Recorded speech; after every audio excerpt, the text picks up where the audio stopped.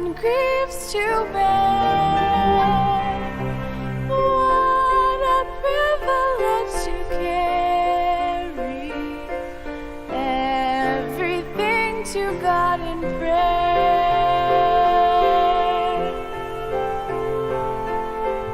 Oh, what peace we often forfeit. Oh, what needless pain we bear. Oh, because we do not carry everything to God in prayer. Have we trials and temptations? Is there trouble anywhere? We should never be discouraged. Take it to the Lord in prayer. Can we find a friend so faithful, who will all our sorrows share? Jesus knows our every weakness. Take it to the Lord in prayer.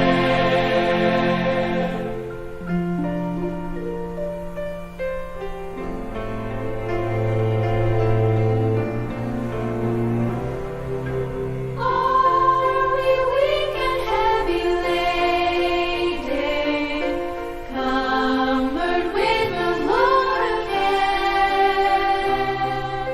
Precious Savior, still our refuge. Take it to the Lord in prayer.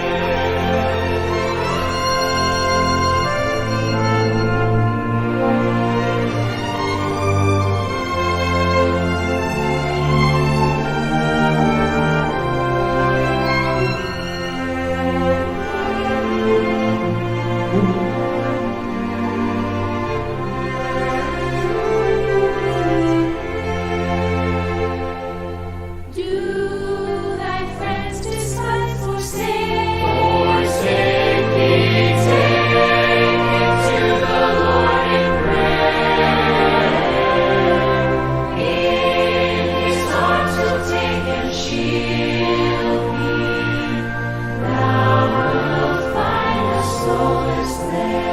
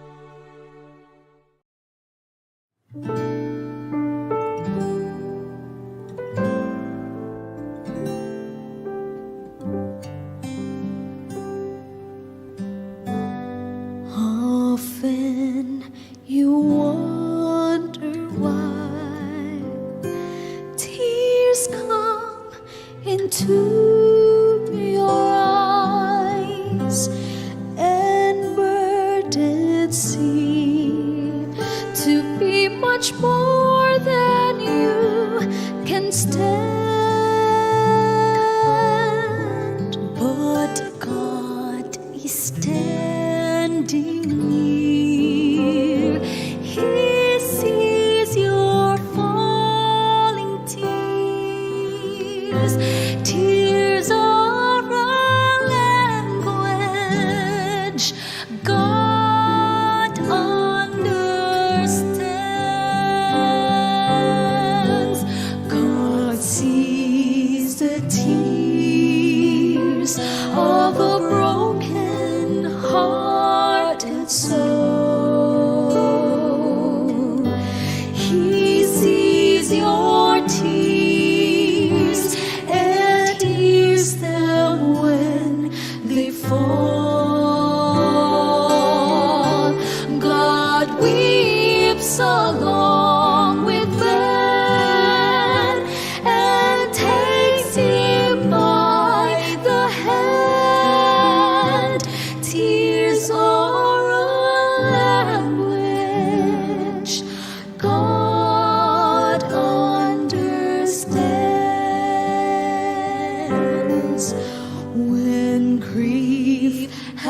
left you love, it causes tears to flow, and things have not turned out the way that you had planned.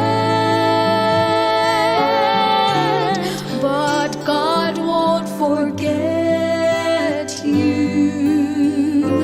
His promises are true. Tears are a language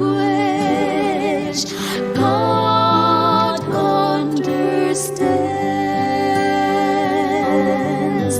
God sees the tears of a broken hearted soul.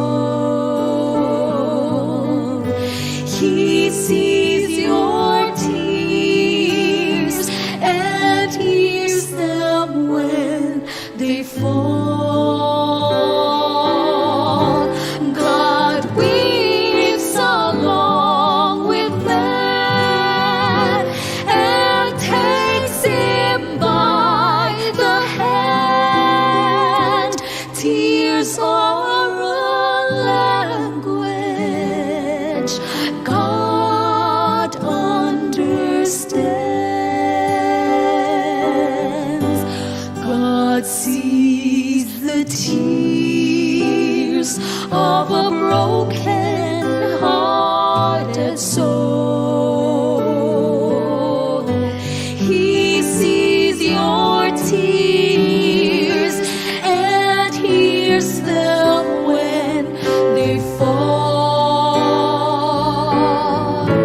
God weeps along with man and takes him by the hand. Tears are a language God understands.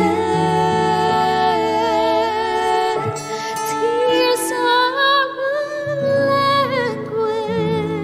language God understands.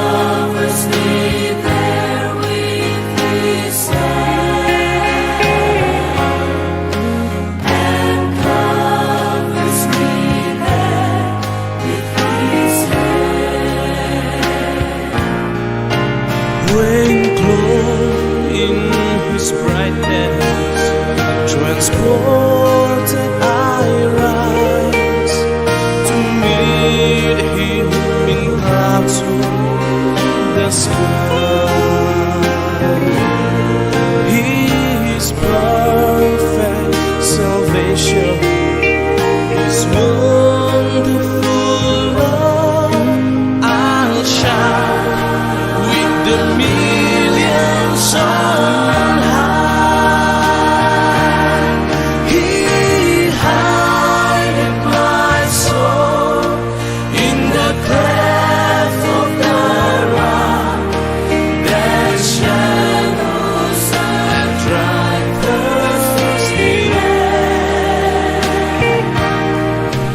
He hideth my life in the depths of His love, and covers me there with His hand, and covers me there with His hand, and covers me there with His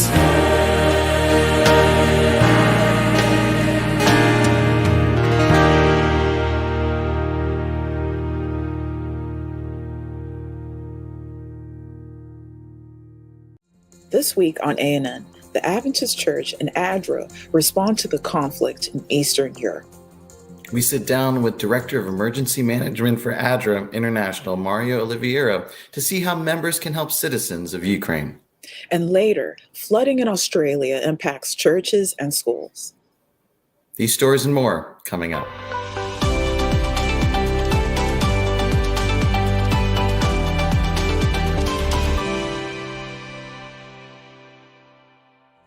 Thank you so much for joining us this week. First in the news, this week the world watched as the Russian military invaded neighboring Ukraine, causing loss of life and more than 600,000 refugees flee the country. President of the Seventh-day Adventist World Church, Ted N.C. Wilson, shared a message on Thursday asking all members to pray for our brothers and sisters in that part of the world. He said in part, "The challenges that come with open conflict are horrendous. We have thousands of members in that region of the world. They need our prayers and support in every possible way. Please keep them and their families in your prayers as we pray for peace in this world so that the three angels' messages can go to every home and heart in these last days of Earth's history." The Adventist Church and ANN will continue to give daily updates from Hope Channel, Ukraine, and ADRA.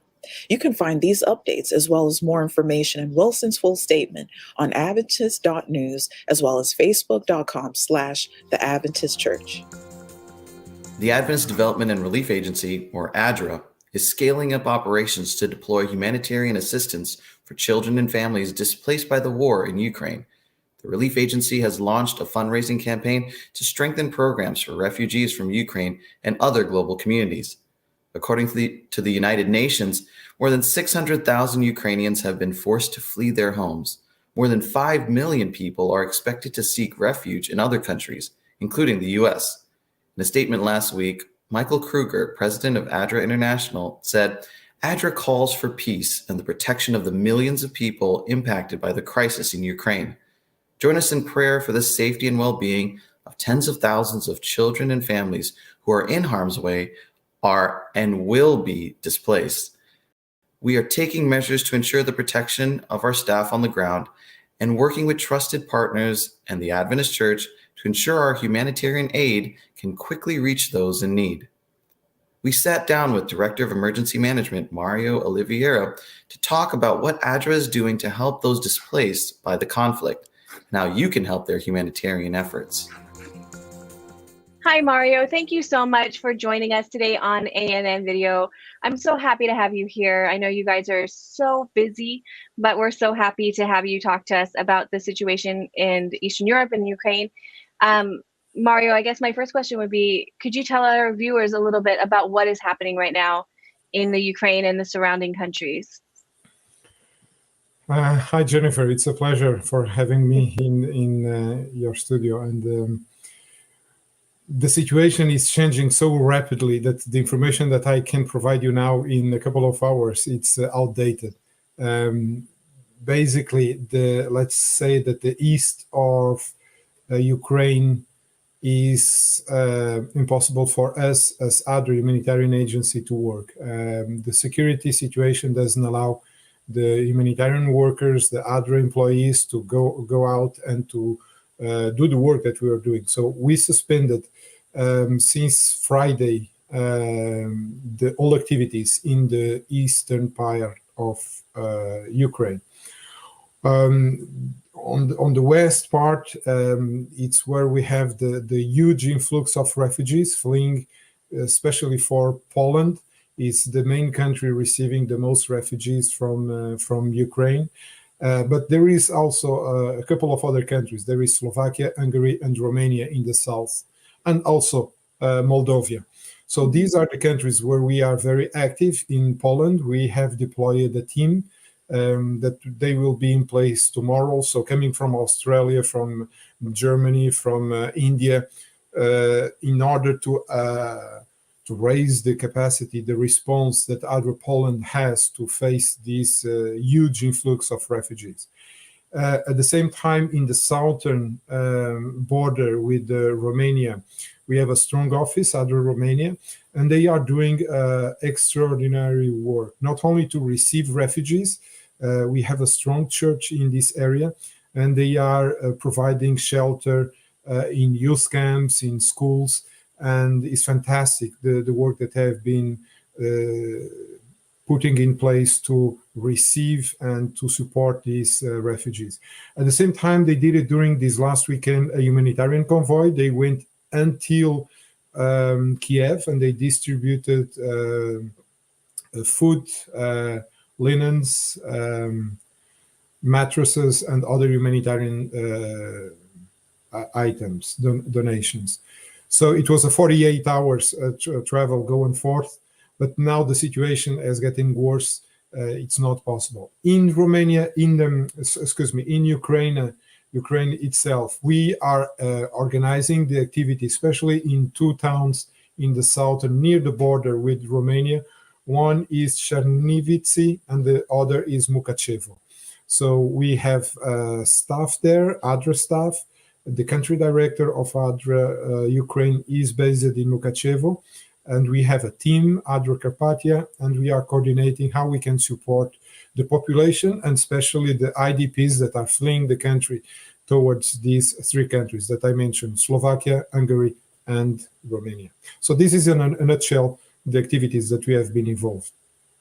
Yeah, I know as a global church, we're praying for all of the workers, the humanitarian agency workers. I know it's hard with the situation changing so quickly. I'm sure it's hard to tell me what your plans are. I know you're in meetings all the time, or what you could be doing. So I would like to ask, the questions that we get from our members. They want to know how they can help, how they can support you, how they can be there for ADRA, how they can be there for the people of Ukraine, and even, and of Russia, because everybody right now, of the people that you were talking to, these other countries are receiving all these different people. So if you could say to our members, how can we help? How can we support you? What would you say to us? I think first and foremost is through prayers. Prayers for the people that are fleeing, prayers for the leaders of the countries to be wise in the peace talking that they are having. I think prayer, we need lots of prayer now.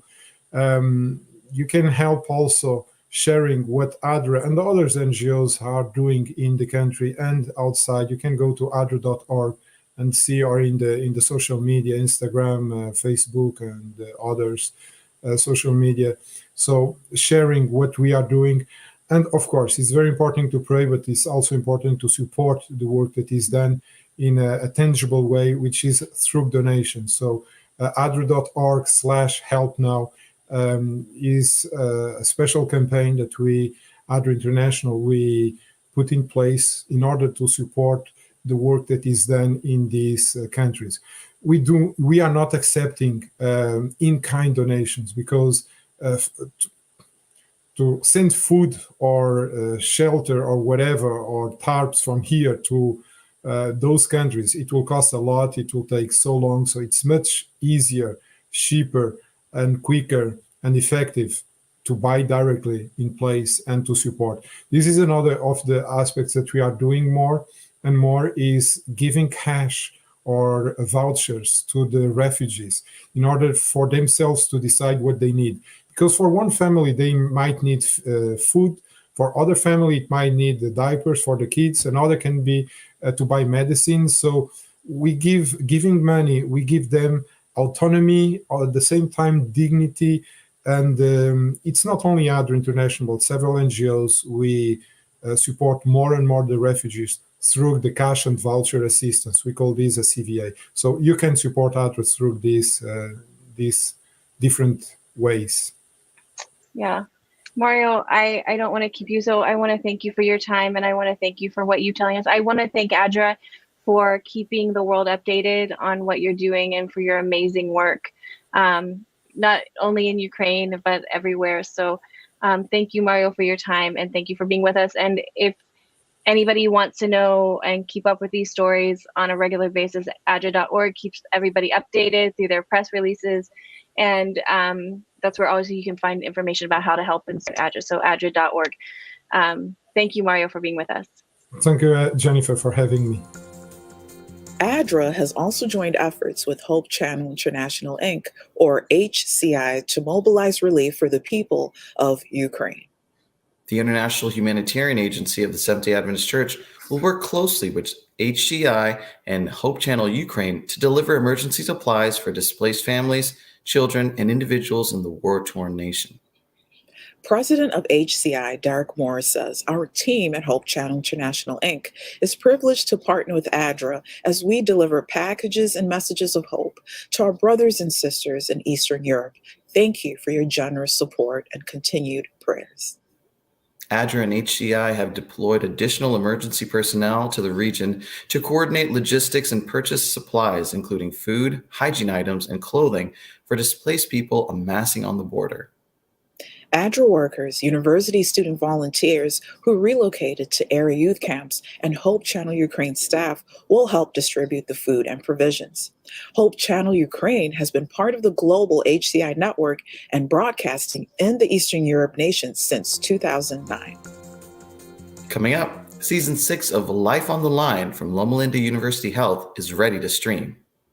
But up next, unprecedented flooding in New South Wales and Queensland, Australia, impact Adventist churches and schools. Hi, VL. How are you? Are you okay? Dear VL, I can't even remember how long we've been staying at home now because of this virus. For now, it's just nice to hear your voice and see your face. Nothing beats playing outside in the dirt, though. Which reminds me, are your hands clean? Yes! Mommy and Daddy says not a lot of kids get COVID-19, but it's always nice to be extra safe. We should wash our hands before picking our nose.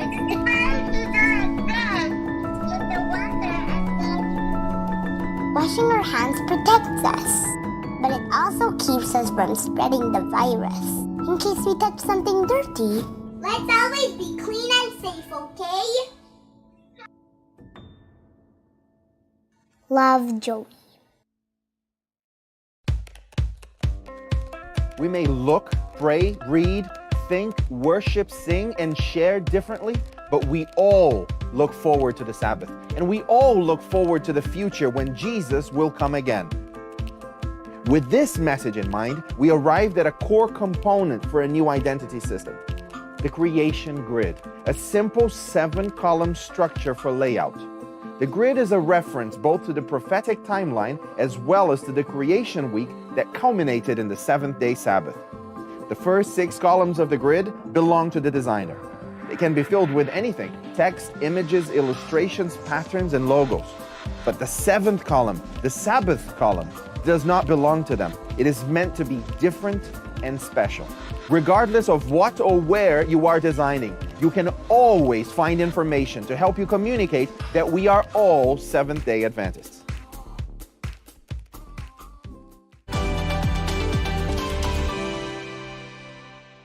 Welcome back.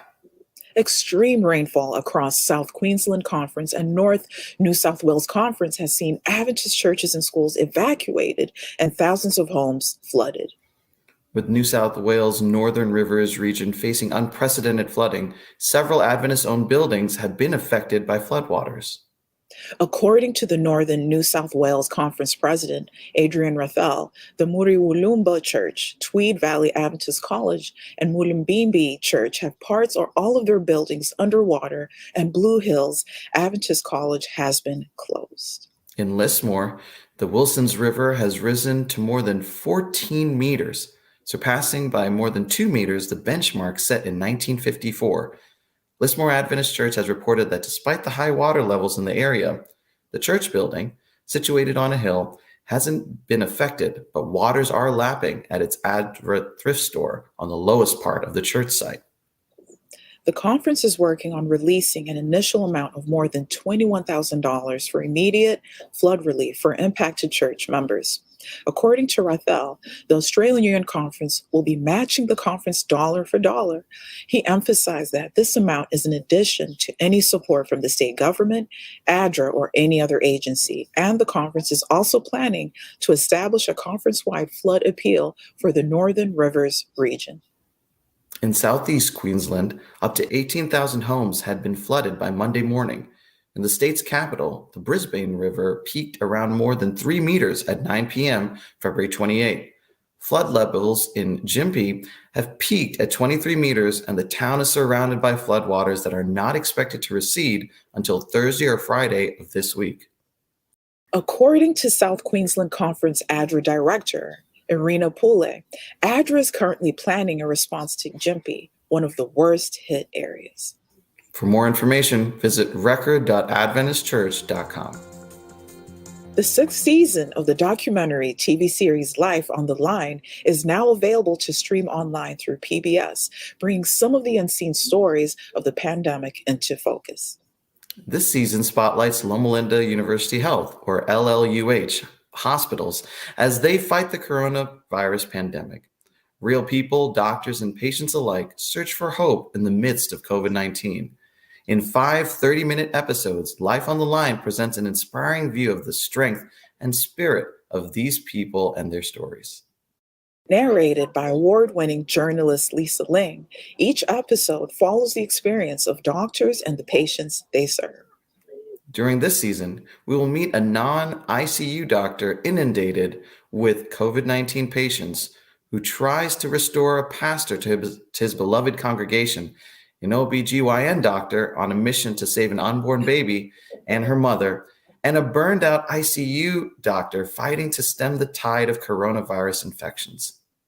President of Loma Linda University Health, Richard Hart, says, "The serious situation we find ourselves in daily saps at our strength, but this season shows how our circumstances do not define our measure of hope and resilience." The series team captured the shockwaves felt in the healthcare world in an impactful, inspiring way unique to other seasons of this show. The Emmy Award-winning show has aired on hundreds of stations and markets in the United States. You can find more at lifeontheline.tv. Inside the walls of America's hospitals, doctors are fighting COVID-19. We coded your mom for half an hour, but she didn't survive. I'm so sorry. Witness the courageous stories of those on the healthcare front lines as they search for hope in the midst of the pandemic. Life on the Line, an inspiring look into the personal journeys of hope and determination. Coming up, David Trim is here with This Week in Adventist History. But up next, Adventist Mission shares a new song this month called "The Desert Taught Me How."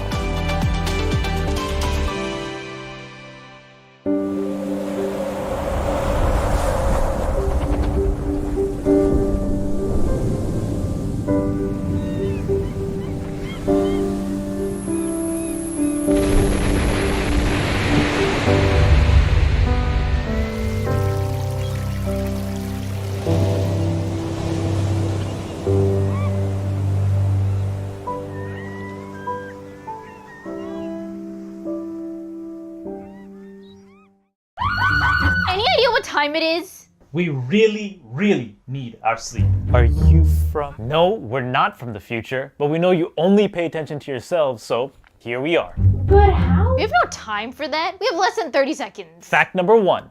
Adults need 7 hours of sound, restful sleep to keep their immune systems healthy and to fight viruses. And today, right now, is the single most important thing you can do to keep yourself healthy. What are you doing? We're just Googling if spicy foods cause hallucinations. Fact 2. Staring at your phone or your computer right before bed prevents sound sleep. And you'll be tired the next day. And nobody got time for that. Can we just go to bed, please?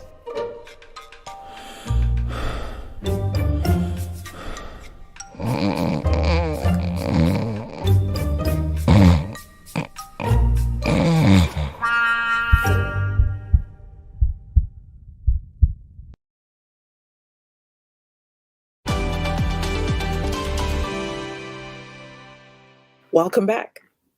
Every month, Adventist Mission shares a new song that goes along with the theme for that quarter.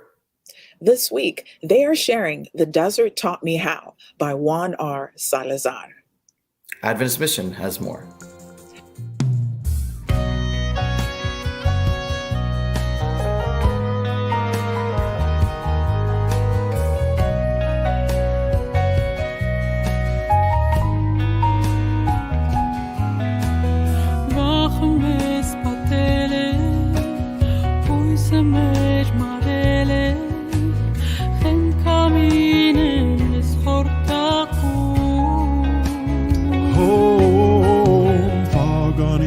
The sunlight, the poetry and laughter. Hostile is the desert, but somehow I'm not alone. 나를 폭풍 속에서 주를 찾게 하시고 광야 가운데서도 함께 하시네. Immune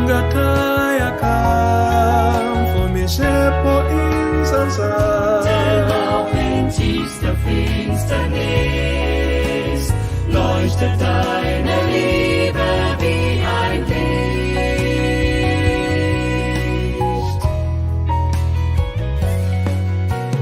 Tudo é tão difícil, sobram os problemas, como uma tormenta sem fim.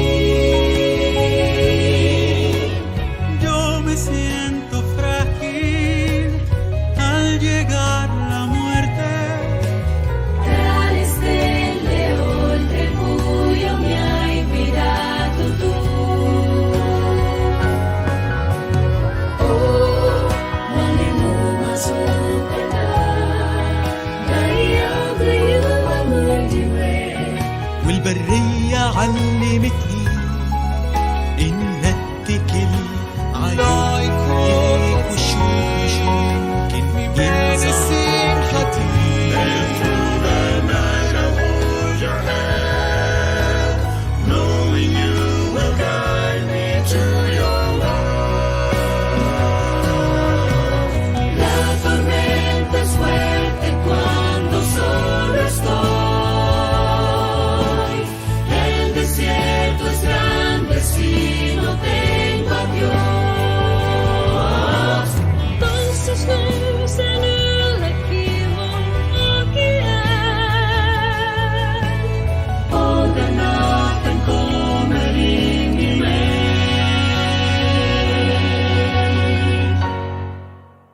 Lord, I have learned throughout the storm how to hide myself in you.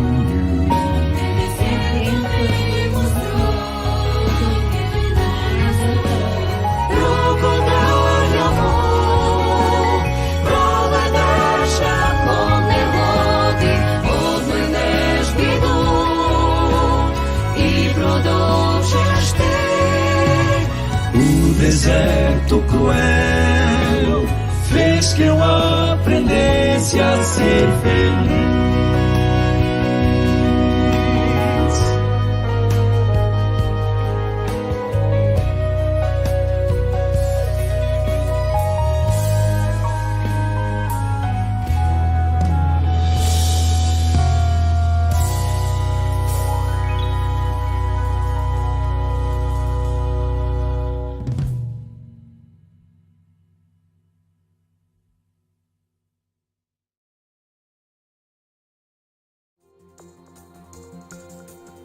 Watch this and other mission stories online by visiting AdventistMission.org, then click on videos at the top. And finally, for today's episode, let's turn to David Trim for a look at Adventist history. This week, we hear about the history behind some of our Adventist hospitals. This week in Adventist history, we focus on historic hospitals. On March 1, 1902, Tri-City Sanitarium opened in the city of Moline in the U.S. state of Illinois. The sanitarium became well known for pioneering new treatments of such illnesses as polio and rheumatism. It remained open for 22 years before closing in 1924. Also on March 1, but 46 years later, in 1948, Rangoon Adventist Hospital officially opened in the capital city of what was then known as Burma, today's Myanmar, in the city now known as Yangon. 8 months earlier, in July 1947, a suitable property in Yangon was purchased by the Southern Asia Division with the proceeds of the World Church's 13th Sabbath mission offering. This property was remodeled.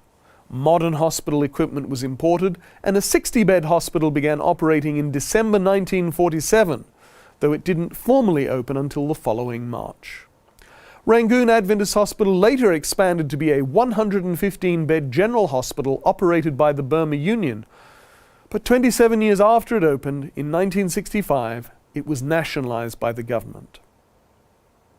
11 years after it opened, on March 1, 1959, on the Japanese island of Okinawa, the existing Okinawa Mission Clinic became the outpatient section of a new 15-bed hospital.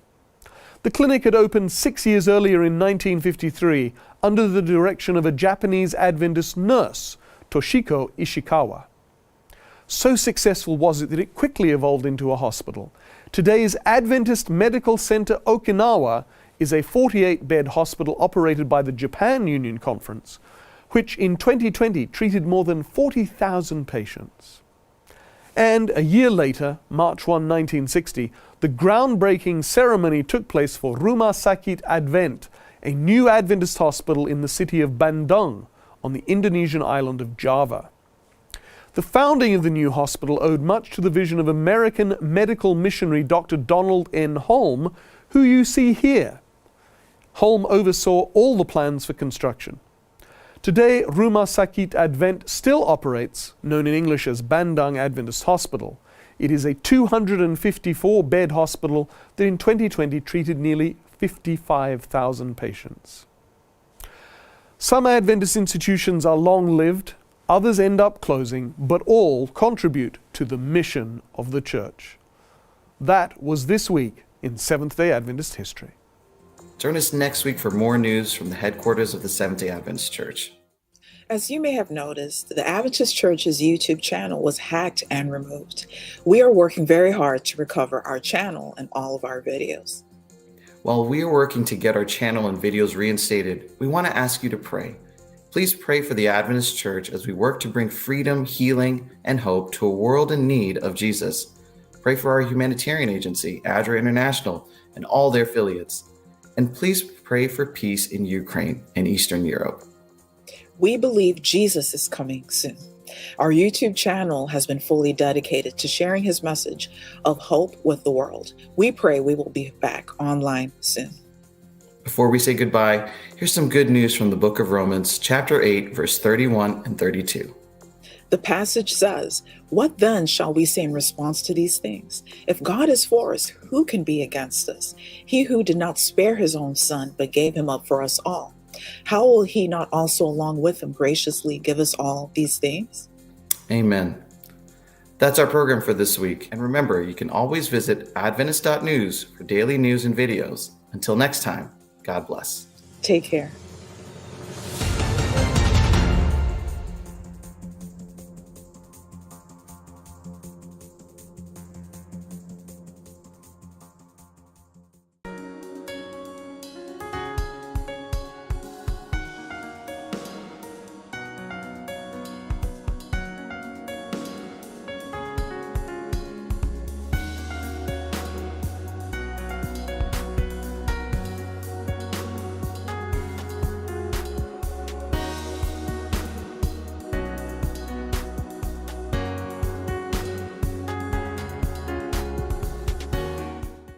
Ia e toi, o whalofa atu fo ima, mo moli atu fo ia lofa anga moli pōla o whingaronga nei, ia, au una le tua, ia te oil pa anga masani o tātou pulkalame, e maisi so stasi lava o lo maua, ia le nei fo i wha tanoanga ma le nei wha soa. Ia, ili sofa manu malo Yesu Keriso, te wha pēa toi tālofa lava. Nei o tātou, o mai fo i tātou le sona lona, se furu le nei o le wha soa, il nei kuata, ia, i le tusi lava e Peru o lo o tātou tano i nai, ia whi au wha le nganga man tusi o e Peru i le nei kuata.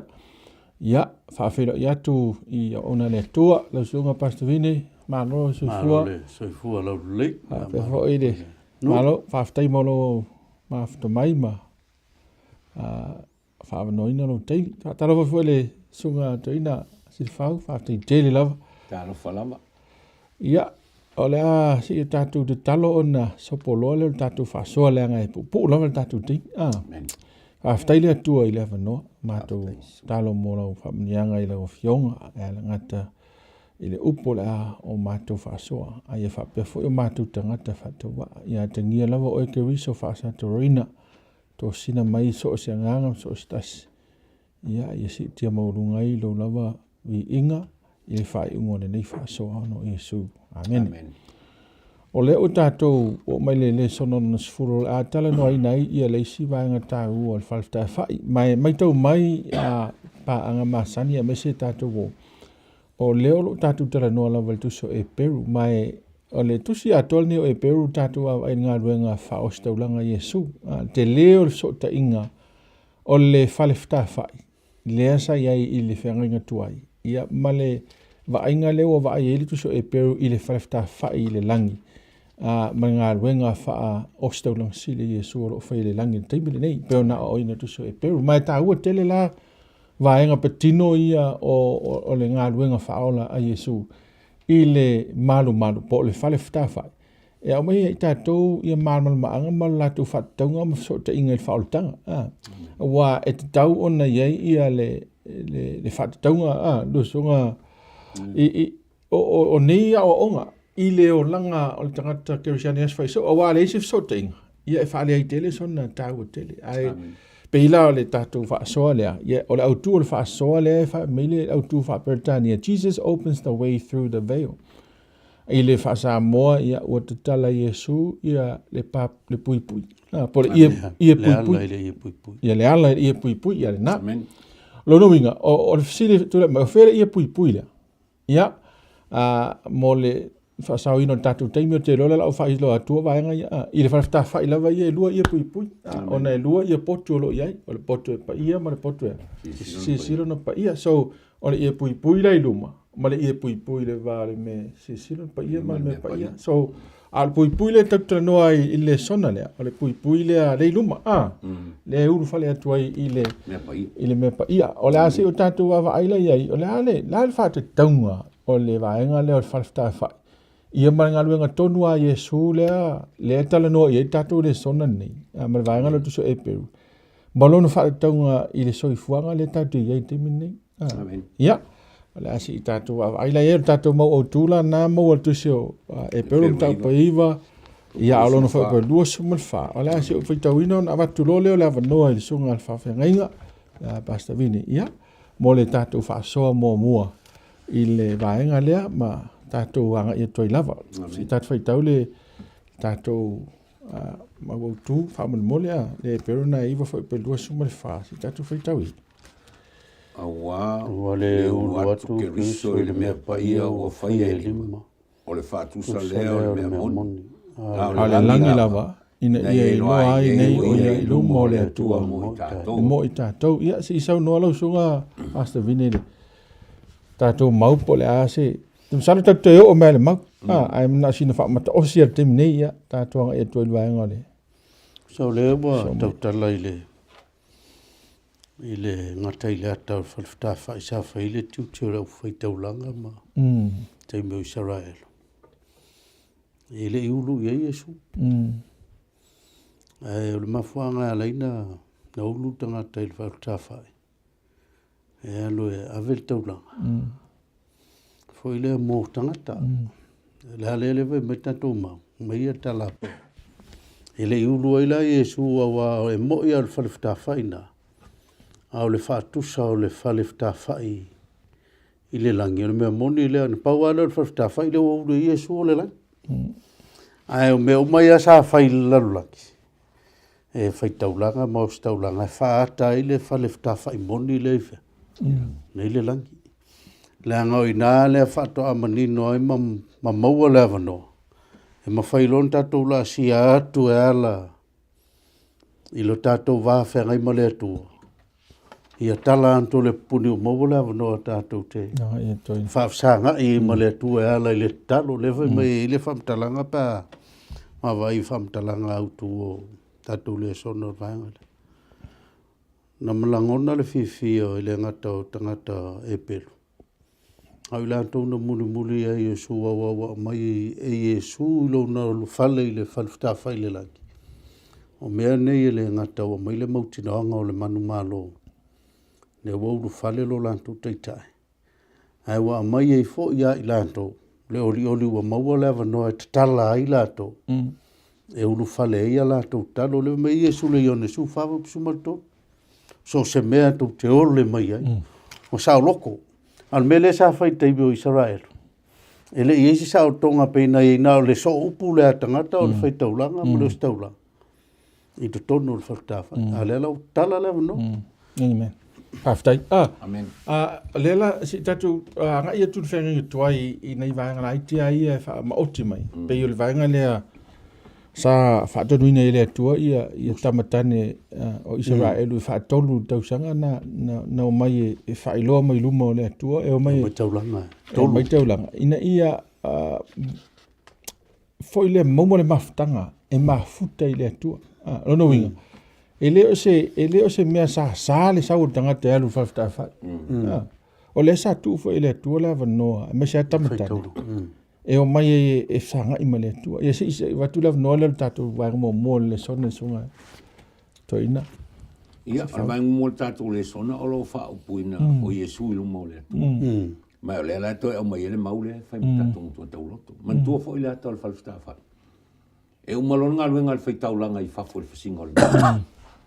O le melo la so le ulu atu le. Le ia le peonta ua le utala i tatou le sona. Le ia pui mo mo le tonu le mea. Mai e whaolinga rao le ata pe o le na whai mai e le i ruatu Iesu i le whalen whai e lima. Ai o le a fio Iesu i le langa. O le ata leo le whalwheta whai wā fio Iesu i le whai e. E whaatau nuu mo le asa tātou tala noina o Iesu le whai tau nasini. Yes. O le ala o alu le whai tau nasini le mea pai ia. E mo ana ngā luenga. E ngā lue ai. A o tā pena ai mo le alu le mesisino. Pe e pēlana tātou lo le ata nao le falstafa i le langi. Lena au mai amose. Ni ana ai o le fio e lau Iesu le langi. O le ulu atu leo Iesu le me pai. Mantua tala le falstafa i la tatu e leo iai. A o le ngā luenga i whafo le falstafa i singa o le manu. Ma le sa whianga i me Iesu le ngā luenga i lalu. Ai ina ua maliu ma toi tu mai ma fio le langi. O le atala nao le vaenga lona lua le falstafa. Ua tatala le wheme tatu tua tauloto. Ua tatala e Iesu le ala ini. E pui pui. O le ulu atu lau Iesu, le fio Iesu le langi, o le ulu atu leo Iesu i le mea paia. E sao ni eila na ngā ruenga. Mo le mea sirisino na paia. I le taimi peo na tātou whāturi ngā la tātou o atu iei. I nei vaenga le tātou le sona, ia po le sona mo fo i tu salvanga whawhitafa. Ia peo le tau. Ia, le si vaenga tau ala vaenga leu tātou o mai, o le whaamauti noanga tātou o le, o mea i tal noi tātou o mea moi. E leo ni mea fo i na oni pingi filosofia pe na oni mea whawhau. A o mea mo ia, ma le si whamao ni ngata ua leo tauwhia tutule tu i o le whate taunga fo le i sauninga e tolu ia sa, sauninga i e tolu i whenga tuai. Po tausa minga i e tolu. Sa tupu tonua i le teimile sa whai le taulanga le a Iesu. Le teimina na maliu a Iesu. E pa o tonua le teimile na maliu a Iesu i lunga o le si tausa minga. Ia o le teimi na toe tu a Iesu. Ia ma le teimi toe a fia to Iesu langi nasu Pentekoso. Le le sauninga ngā ma le tausa minga na mai o la tatou le au ili ai. Ai o toe a mai a vaenga ia. O mea umalawa na tutupu whenga tuai, ma whailo ele tuai i nu e whai. O la tu whaatunga, umalawa wai le na o maliu Iesu. E le na o maliu Iesu, le mea na whaatau nui. na whaatau nuu ai uma I pe o tau sa minga ia. Ona ia matua whaamau nia ma mautinoa. O le whenga tuai.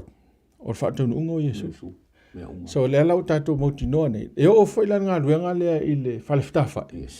Le I langi lea tere tangata I le te tonu ai. O whaamauninga moni a mea na. Whaasa tauanga I sauninga. Ia o whenga mea suri. Langi nela tātou se ea tu vanga lona lua o le weaso le nei. I le au mai e le atua o le wala au. O le invitation e le atua mo I tātou o malawa. E le na o ni tangata whaapitoa. E le na o osi taulanga. A o tangata o malawa. Sa maua le wano e wala au e le atua e o maia. E sa ngai maia. Ia, le lasi tātou wawa il mele sa tupu I le maungo Sinai. A o nai o mai nā I le e pere suma le lua nā lonfa I pere su walu su tasi la sunga pasta vine e whaere sau no mai vai ngana tātou le sono mo mai. Ka ua le mele ua e le mafuanga o le wala uria e le atua tangata. O le mafuanga mo mua ia wāwāna lata tangata ma le atua. Al mele sa ipi sa mamao le tangata ma le atua. Al mele na le mana o le atua mwhai mo se le tusio e soto sumala iwa whaupu tolu. Mai na whai atoile atua e mo se whai lono. Ma le aingo I hakopu. E kaungo mai I lungo le mama. I ngā e ke lua kuai ma o whaale o koe alako.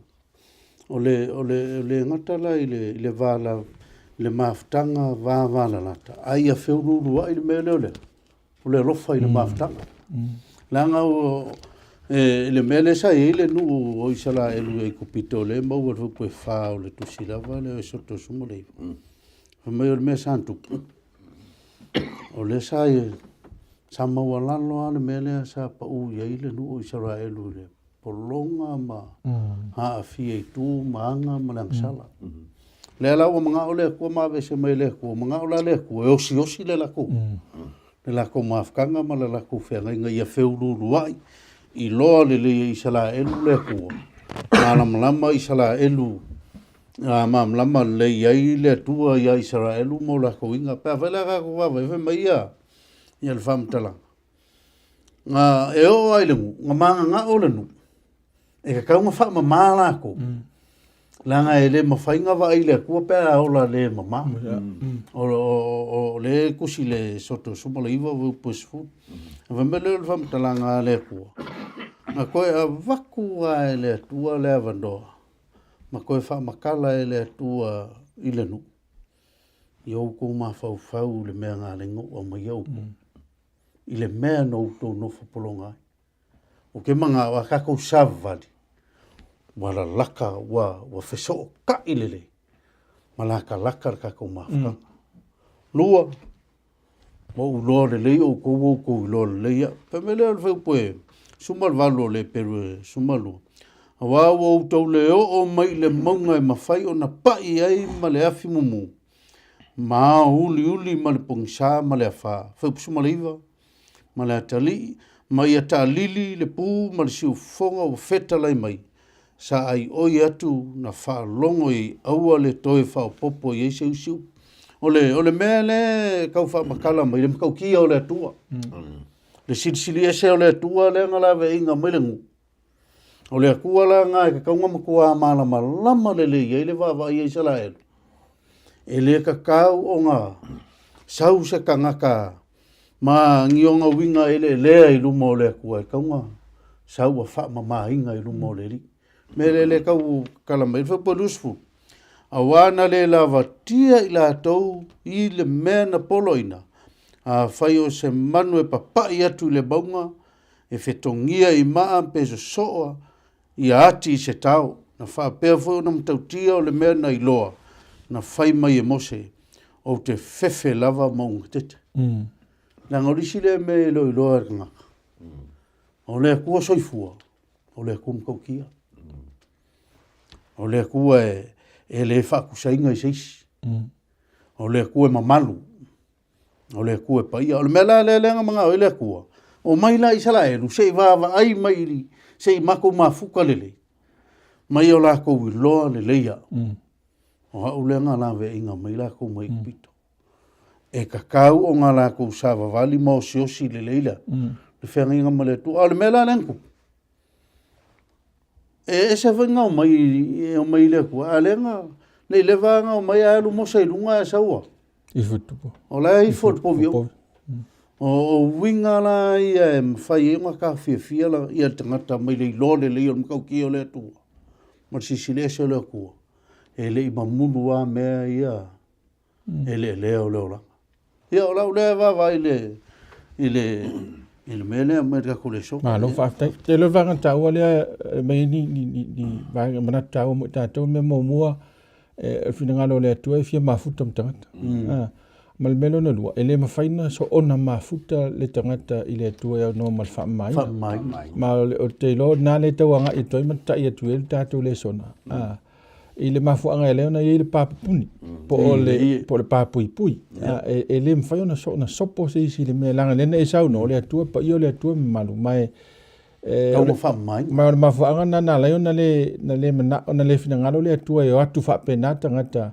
Tu mai le tua tato fai tau le maule le so sunga iva e lua aso tu le tua fa mai tanga ya e umia no inga tele me mafofo tanga te lo na fa mai na isia la ngale la le mafuta mane le tua wa pa ia male tua wa va tanga sala le tua mola e oti e fanno tanga te so o va ta ua le manatu le e memo mo e fia mafuta le tua tanga te te mitas ai le tu tanga te mafuta male tua le u fa mai le tua fa momo so le la si tatu ele se so mai se lo manatu fia fa va ngale ole telo taimi foi le telo taimi le pai ole fa tongo mele ma taimi nei ya soni de soi fa fa kersian ole ata avel tangata me ale tas le mele tas ole pelan sa no sunga vine na umale ma na ole asolea ai ole si aso o fe tangata o i le tua wale to e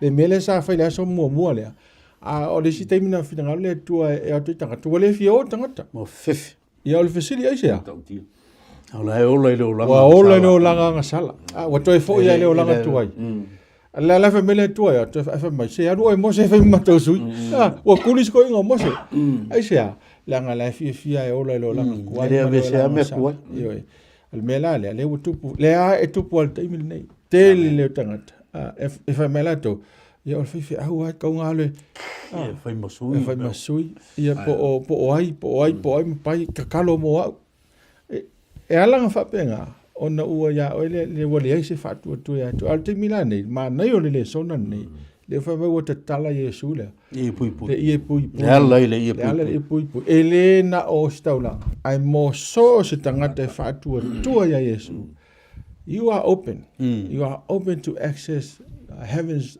door gates 24/7 e ala na ff wale so fa tu vai le la si ta tu o tu lo ma fa ngana ina fe le tu me yo o tu a o ia po pa o papui le sunga ole mana onga mo vanga tolu tatu le sona le fe me ole mana onga mo le ia pui pela na ta ua ma fu anga tolu ale na mana o ile to ina ia foi man tua le le na o te mi le pe na ta ua wale mfi o tanga te le to fai mai lo le to ia mo se ole ata to le malanga i o le anga o no ma no ma foi le to a uma na fai a mo se mo mai tanga ale na li wa to fai mai mo se le ia lo alu fai mo matu su ia talu ai no la wala to lo me la to te fai o la so i fu ma o le langa te te le to po le langa ngasala fai mai lo le to mo se le ia ta to te le malanga ma o to lu ia ai tangis ai o lo mo se ia ile to ne ala wa fa tonu mai lo mai lo ina mana onga le tau la na fai le ia pui ina ia pui mai ai le tangata ia ilo le tangata e ia ile lua ba e ia ile pupuni nei i lua ba mo lo tua pe a fai e te so i fua lava i so i fuanga le o le fai au lo to mo fai le me te mana oi le ia le ia le o le ia le e fato amatala le ia le ina ua e talia le pe la o mele we nei awai folinga mai le tatu le sona mo fa so longa la mata o Yesu o le ata le o le ia pui o le papupuni o ia le na pa ana le maliu Yesu mafio i le langi mafio le mesi sino pa ia e le mafai e tangata to sopo ia le pui le ngai le tangata nga sala me sopo atu ile ile fio anga le tua ma mana onga la le tua pe fu la taimi nei o le mana onga le mo tato le ata le fa fa ina la ino mana o le tua fa ile ia pui ina ia pui mai ia tangata mai o le mana onga la le mo tato o le tato ia pui le o le ia pui le tato te ui ai fa o le tanga o Yesu mon o le ata moni o le mana onga la le o fa mai o le mana onga mo ia pui pe o talo fa fa ile fa Yesu a le mana onga mo tato taimi nei tato te mana o mia Yesu o le ia pui mo le fa o tanga e le mafai se so tato na ulu fale atu no me Yesu amen na sunga vini ya le las i tatu so potu vanga le langa o tu tatu taimi le ala o tatu so potu ni awa fa aftai Yesu fa aftai le men fa Yesu e mafai tatu na ulu fale atu do ile me pa ile le me pa ile ia le tu swele Paulo tatou te urfale atu ma le lotu tele fa pe atu aval tamai ona o le mela valen fa Yesu ia le ala se fa te taunga le wa le la urfale atu nei ile me pa ia ile pui le la se fa taunga mo tatou ia so fa so mo le olanga tau no la lol tangata ma ia o le vele kau fa vai tu ile le kusile e peris fulu le fa matala mai le vaenga le pa vai ka ku ke va vai e ka kau nga ka ku iai i lumo le li i aso faiso ka ku ke au na ia te ia le me ngata ilo ta tom fai au sili la la o danga tangata o le o danga tangata o le fai tau langa le tu i lo na ola malo na malos amen ia so faiso i le bena mai le tu mai al fam talanga al fusumatas e fa tau le ngaruenga le wa tu foi fai taulanga uma wa ona i le aso male aso o lo a vatu so ia lava taulanga e le ma fai lava ona ve seina ai o ansal o le mele sa fai e fai kaulanga ia so wa mavai o le osio kaulanga ia so faiso wa kasi ale taulanga fa to foi le tau sanga le atonement o le aso tongiola a o le mele sa fai kaulanga ia sola o le ave o se ama ave kaulanga ia so fai so o le kai milangi o le ko fai al sili o la la ka ko mele fai o le ka ko wola au nga ile kua ia so o lo walu o le nga Yesu le o le ia pui le pe o ka ko i longa koko o ia lea nga ia so umolo ka ko wola o mai le so o le koko le li faula lea nga mo ka ko uma malona maliu falava o lea wa mafai e ka ko nga ia ke ia so fai so no nga winga o le ko fa nga ia le system le sa e aver kaulanga aver ma mo malpo a lea wa vea Yesu o kaulanga a ole wala ka ku ke o nga ia Yesu o le fa nga ingolo ka ko ola man amen ia so mala amen o ka ku kaulanga nga amen ka ku ke ave no moreli na nga ole ko fa nga se ma mo langa le ko i le me fa kalanga aioni o le ma mo ale ku le nga ke ave se ang sala e a nga ile so mai ile kai minga mari o ke riso ko si mai le langi le pui sa loko le urua ko le o le kapo inga ngaka malang kalo ile kua e o mai kai minga tia korkas e o mai le so amen o le ai a ngar ka ulanga amen e kele ko e ka walu la e fai ka ulanga a fa fenga e alu moreli le ale mem fainga e faia kua ko e pe ke ang sala ngeia pe ke ang sala lunga ko kulima e fa ko se le kua langa o le anga no maliu le mo ka ko fa mai ole si vanga ta ole e sa no mai vin fa tai e lo fa so mai a vanga ta ole to no ole vanga pa ia pot pa ia le man to fo to pot pa ia le e ia le a reto ole la bepa ia male me fa monongi vele fa mo me monongi tu se e uma ia e fa te tongo ni me yo tato langa es fa so le wa sa no le tu na tu tato langa ola a yes fa so Ai atu o le fesa, o le soifua whaapa ia ina le tonu. O le kangaka. E kausi le areto le ola. O le areto le ola, o lea. O le fionga le atua. Ai mantua fo la e fitu aso. E ai. E fitu aso nei areto. Fitu areto nei ei. E le ngata ile. A o le me manongi e susunu e sa uma. Nono inga, e tatalo. E le ngata e te whaitau le fionga le atua e te. Te talo. Ia male la bepa la. Whatu sala le olo soifua whapa ia ina. E te tau na mo masusudu le wha mea suru mate o namtaka po e lima. Ia tu irunga leo la mepa ma. Ma whasusudu atu. Lono winga leo langa le tau na ola i tangata kerusiano. E o ngā tasi mal mele whai e suri me pa ia. Le potu pa ia. Lono winga. E te tau na whapa ia ina leo langa o tangata. Tangata au auna. Le tangata kerusiano po le tangata lea ua te tonu ia Yesu e le ngata o Yesu o lona o si taulanga siri. A o Yesu foi o le taulanga lea. Lea ua ia te lia le taulanga Yesu e whaima awala e ola ima so i fui as whaiso. Aia. Amen. Ma nei te le whaataunga le na no winga. E le toi pule ala o le me te whaia. Te le son tau tala fo i le denga ngana e masani tangata as whaiso.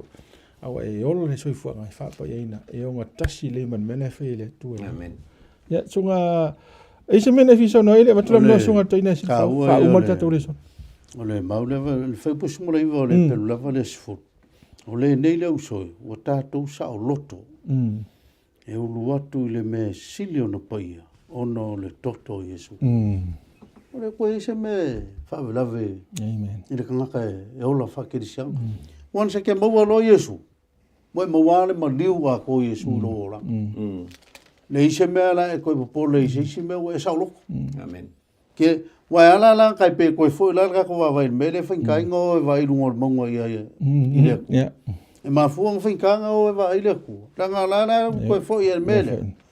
Ele mamulu wa me ia le angsala la fai. Ai wan se ke maua ro Yesu sa loko lo ru aku me pai. Foi la ke le koe ka wa lu fai ka ulanga e. E mo moli isa kalu fa pe fai ka ulanga ngo angsala. Fa mo moli se lo ku mo o Yesu le ke alwa o e. Le wa sa loko i lu mole. O kalo siri fa nga fa fo mele to ta sa ma ya. Sa wa ma ya o ia. Ele kalo fo alve fa au mo e nga nga e kale si fa. Fa vagas. A o la va i lo va ma le ko. O la wa ya nga ku waku a ko ele. Ya sunga si fa o ta to mo fa ngol le sona. Fa ngol ta to le sona o le ala to va ye o na fonga. Le lo ile e peru e sumalua. Foi por isso sumalfa. Man tua foi tu sile o peru e folinga o se la unga polo i tanga e peru. Amen. Fa malosi i tanga e peru. Mata uatu i tanga e peru. Le mea monia o Yesu lava le o ngā tonu o mea uma. Monia. Nea lavo i sa tātou talano o Yesu fai taulanga siri o Yesu le pena o fai atu le utato o mai folinga mai le sona ne o le ia pui pui. O Yesu fai mai leo le. E peru le sfuru futasi la tātou le o e anai fai mai ai. Wa ia i tātou fai taulanga siri o ia o le pule le fale o le tua. O malole lufu lua le vangu muli le fai mai. A ua o tau le mongo siona ma le ai o le tua soifua. O Yerusalema fa le langi ma angeru e mano ni mano lusu mal tonu. O le fa apoto potonga ato toa ma le kale sia le auru matua. E ua tu sia i le langi ma le atua. O le fa masino au ma nganga o e wa mi o tonu mo fa ato toina. Le launga folinga la o le fa malosi la paulo ia i tangata e Peru. Pe a fai tau te tau nuu i sion. Ona ou tau wa whega noa ia i talu ai. Ona ua iai Yesu o ia o le ia pui pui. O ia o le pule le fai tau lunga sili. O le pule le fale o le atua. O Yesu lava. Le tātou pule. Ma e tātou te wa iai fonga o le atua. Ina ua whaatanga tātou. E le pule o le fale o le atua. Tātou te ui atu le ia pui pui. Ia peia se. Waenga na iai le. Waenga mulmule le tātou le sona. O Yesu lava le awala. O mea uma, o Yesu le amatanga, o Yesu le o ngā tonu, o Yesu fo i le whai unga. Langa leo whai mai, le ala unga pau, le whai mai paulo ia, i takanta e penu. Ua uto wā manoa, i le whale whetā whai le langi. Ina ua uru atu le pule o le whale whetā whai. Ma lona lava toto i lana taulanga. O ia la, tātou te wā ai ai. I whafonga o le atua. Ia, o le, sosoni atu lea ma le tātou. E se le tele o sosio le whaasoa. Whaftai sunga si le whau. Lau wha uma i mwhai ua i au wai o le taunu unga leo me uma. Amen. E tau on tatu wa ai fongo yo. Yes. E le se winga o le tātou ola I lalo nei, tātou tala noa I mea e whaatau I le atua. A tātou le va. Le mwhain tātou wa ai whonga iova. So, peo nei, amata mai tātou le sona nei, na whinangalo le atua I tamatane o maita I tolu tau sanga I mai malu. Ona o le purpose le mane mafuanga lea, ia o mai e whaate I tai, ona mwhafsanga I mane. Ma le atua. Wala au fo I le atua, le nu o mai lunga I lona maunga pa ia, aisea, e fia whinangalo le atua, e fia mafuta mase I wa ai le nu I le malu. Mai ole sini au tu fo le na whinangalo le atua, mo tātou umala le wola mai nei whengang fo. Leo ta I mua Yesu I le urufale I le pāpui puila. Ai o tātou umala, muli atu uma ya Yesu. Le anga le te tai tātou Yesu le nofo ali o le atua. Tātou te vaava ia I le mamalu o fofonga o Yehova. Ia e tuso whaalinga na e fitu vai pa lima o suma fitu whaalinga lua suma tasi lea. Man lua suma le lua le atu le au mai le atua lona malo I lalo nei. Ia. Tātou te wā ai e fonga yo. Wa vele masini mautu o le tātou whaasoa le nei. Amen. Ia ola soifua whaapa ina I tātou yaso te itasi. Ia male sini ia tātou wheloa I mane atua. I se taimi ia o saunia le atua. After I tele lava I lo songa whaamanuia le atua tātou whaasoa whaamanuia fo ia te oelpa angolo mai mau mai. Whaalau tele le atua nisi mewa le au e whaasoa na auna mai mātou nei. Ia ai whaamanuia matoia mai le atua ma moni atu lo soifua. I lesi fo ia tātou le sona lo mun mai. Amen. E mon te minei whaasoi fo ina o la whai tātou talo. Whaafta I le atua I lo. Au fionga I le te itai o na e tu au noina I mātou e au noa ma lo whai loa lo whinangalo. Whaafta I le atua e te amana I al tangatanga sala. Amen. Awa e le iso mātou wha moe pe ana wha pe tu wai pe I mātou e whai o mātou loto. Amen. Aina e o maia le o staulanga sili, na e maia le taulanga sili. Ma ua e whaia fo ngā ruenga I le teimi lava nei lau maru pa ia. Ia ma whaia I mātou umalawa. O na o atu, mauri atu le aso. E te whaawa aia I o mātou mata. I le pa ia ma le siri ese o Yehova. Amen. Lo mātou atua e whaamau. Whaamanuia mai le atua I le aso. Amen. Whaamanuia whiwhilinga o tangata ia I watu ia to oe. Mono lava vi inga ono Yesu. Amen.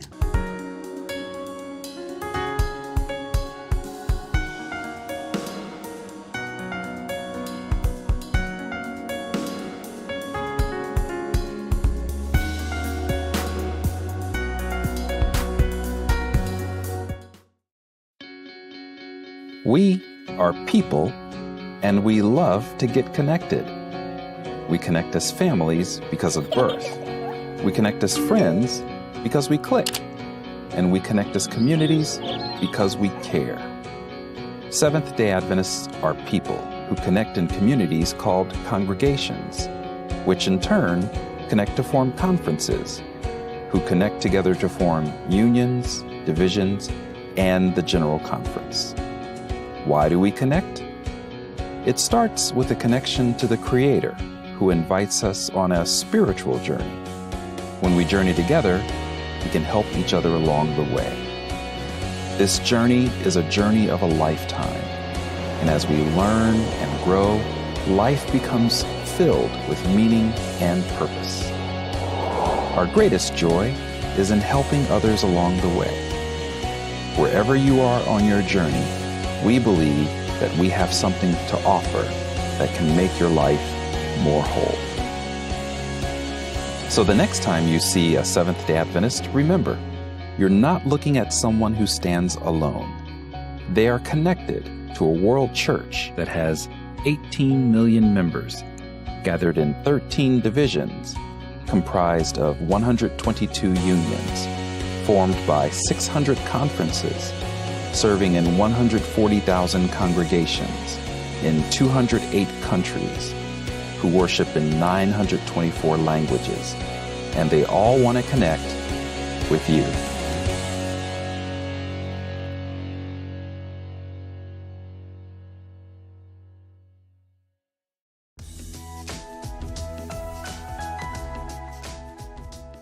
With the high rate of divorce today, many young adults who are dating are wondering if it's worth it to be married.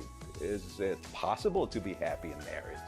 Well, one of the challenges of marriage is that oftentimes people are either too negative or too idealistic about their relationship.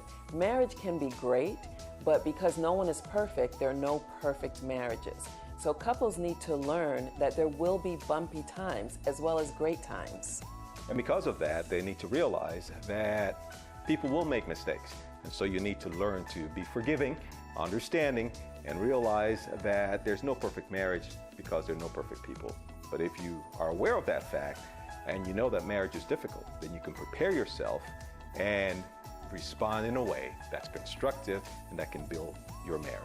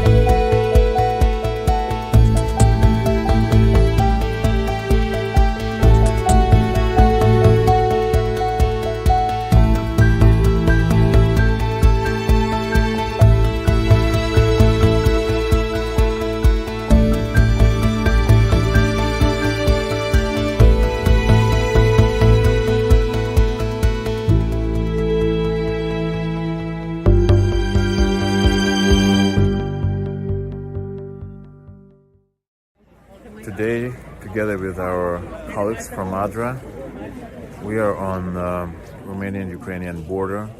For me personally, it's a special experience. I am looking what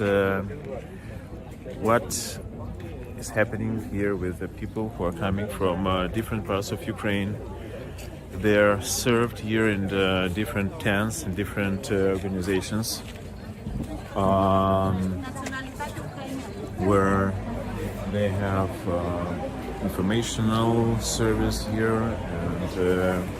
and people who help them with papers and with accommodation and transport, and there are people who help with health issues and psychologists. And this family here, they just arrived from Kiev, young lady with children, and they are looking how to get out of here, how to get to other parts of Europe. On this side, there are many charity organizations providing food, and one of them is ADRA, doing a great job here, many volunteers. On the other side of this border is exactly the place where my wife is coming from. Beautiful place, peaceful.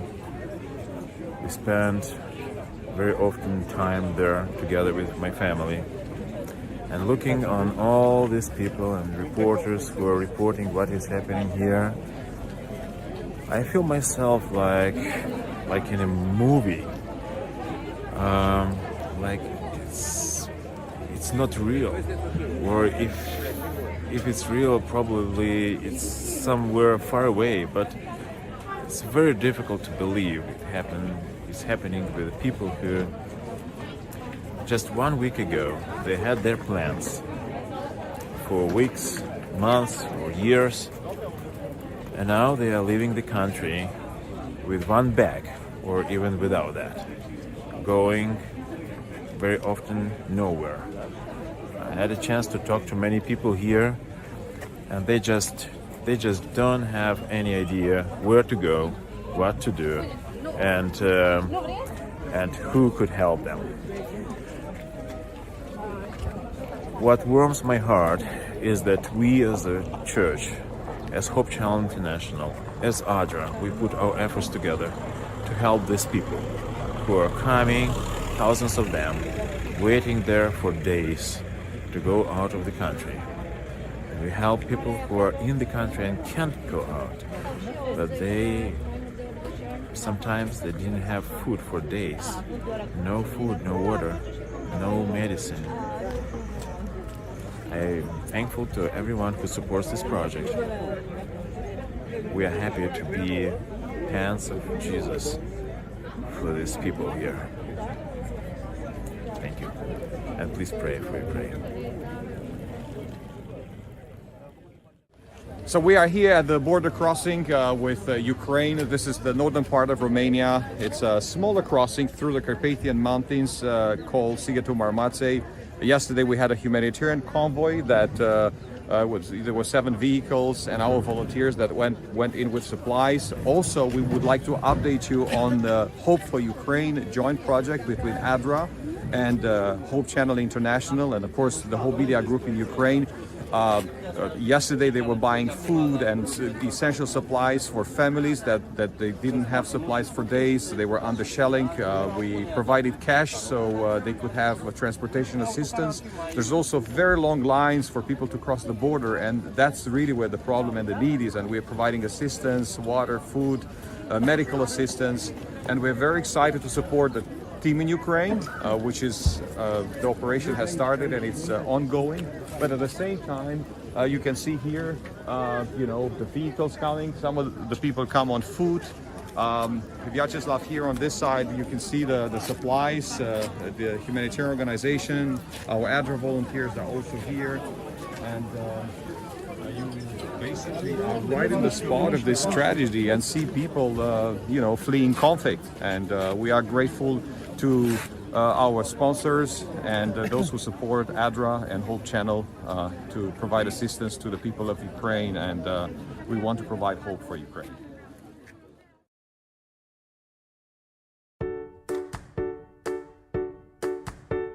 Have you or a loved one been diagnosed with Alzheimer's disease? Personal time with God may slow progression of Alzheimer's disease. A longitudinal study at the Behavioral Neurology Clinic at Bayside, Canada, assessed 70 patients aged 49 to 94 for quality of life, spirituality, and religiosity. Researchers found that higher levels of private religious activities and of spirituality predicted slower cognitive decline in patients with Alzheimer's disease. That's a fact. But there's hope.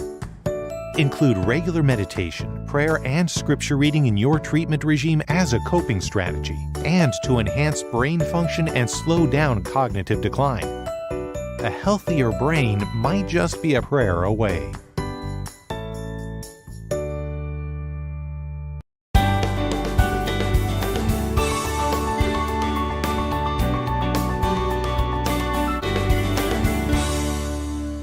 You are with your friend, nobody else around, only you two. You have been waiting and praying for this opportunity to tell your friend about Jesus, and here it is. So what do? How do you bring him up without throwing up? There is no easy answer to this question. Why? Not because there is no simple way to introduce the gospel, but because there are thousands of ways to get the conversation started.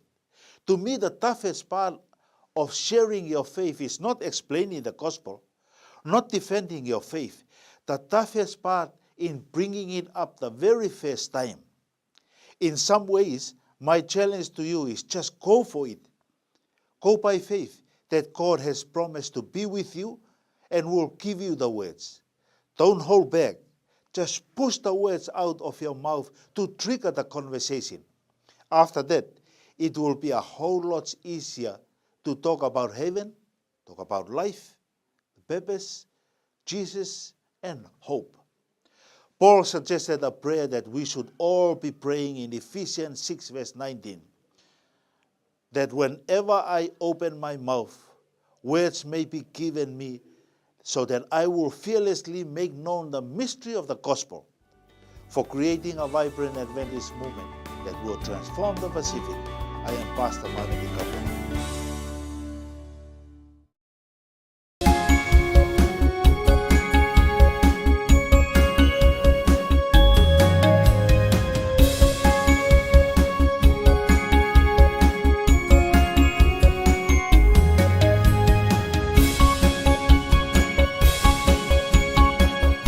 Hello and welcome to Heart, where we will be sharing with you parental tips from Dr. Kay Kuzma, on making the terrible terrific. Every morning, rain or shine, Mom would greet her son with, "Wake up, it's going to be a terrific day," and together they'd go milk the cows. One cold, windy morning, Jim rebelled. He said, "It's going to be a terrible day." "Well," Mom replied, "if you think it's going to be a terrible day, you'd better stay in bed." Sighing in relief, Jim dozed until he smelled breakfast, then dressed and went downstairs. "What are you doing?" Mom asked. "I came for breakfast," Jim said. "You can't eat breakfast. That would make it a terrific day." And she sent him back to bed. He tried to come down for lunch, but was again sent back. By dinner time, Jim admitted that this was the worst day of his life. "Well," said his mother, "it's up to you to choose whether you have a terrific or terrible day. But you've got to work to make a day terrific." I think that's great advice. Why not put a little extra into today and make it a terrific one for your family? In Philippians chapter 4, verse 8, the Bible says, "And now, dear parents, one final thing. Fix your thoughts on what is true and honorable and right and pure and lovely and admirable. Think about things that are excellent and worthy of praise." I'm Nasoni Lutinaliwa from the Family Ministries Department at the Trans-Pacific Youth.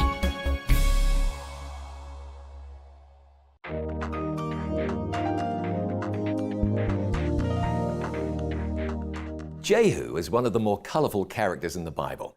He was an action man. In one place, he said, "Come and see my zeal for the Lord." And then he had the worshippers of Baal killed. But then 2 Kings 10:31 says, "But Jehu took no heed to walk in the law of the Lord God of Israel with all his heart, for he departed not from the sins of Jeroboam, which made Israel to sin." He destroyed Baal out of Israel, but couldn't get Baal out of his own heart. Some people are ready to do a big thing, but they won't surrender to God. It's one thing to put on a show, even to do good things for God. That's empty without love for God. What Jehu needed was a change of heart. It's what we all need. Without a change of heart, our profession means absolutely nothing. I'm John Bradshaw for It Is Written. Let's live today by every word.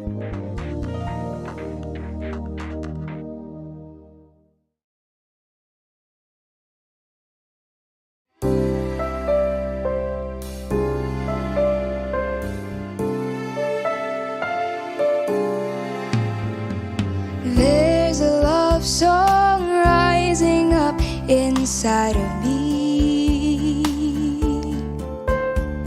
These feelings in my heart must be released. I feel so alive, I just can't help but sing about the one who makes my heart beat. I love living in love with Jesus. I love knowing that He loves me. He makes the sun shine in my heart when the way is dim. Oh, how I love living in love with Him.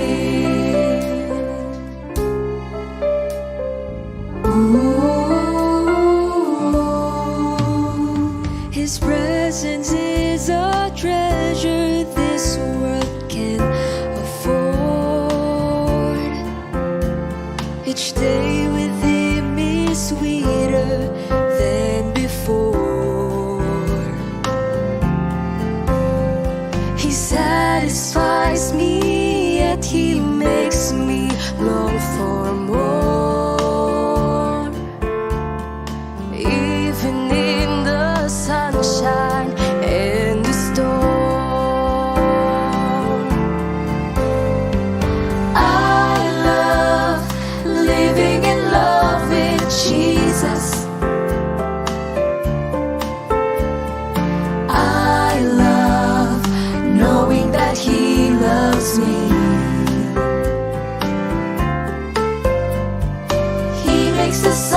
sunshine in my heart when the way is dim. Oh, how I love living in love with Him. I love living in love with Jesus. I love knowing that He loves me. He makes the sun shine in my heart when the way is dim. Oh, how I love living in love with Him. He makes the sun shine in my heart when the way is dim. Oh, how I love living in love. Oh, how I love living in love. Oh, how I love living in love with Him.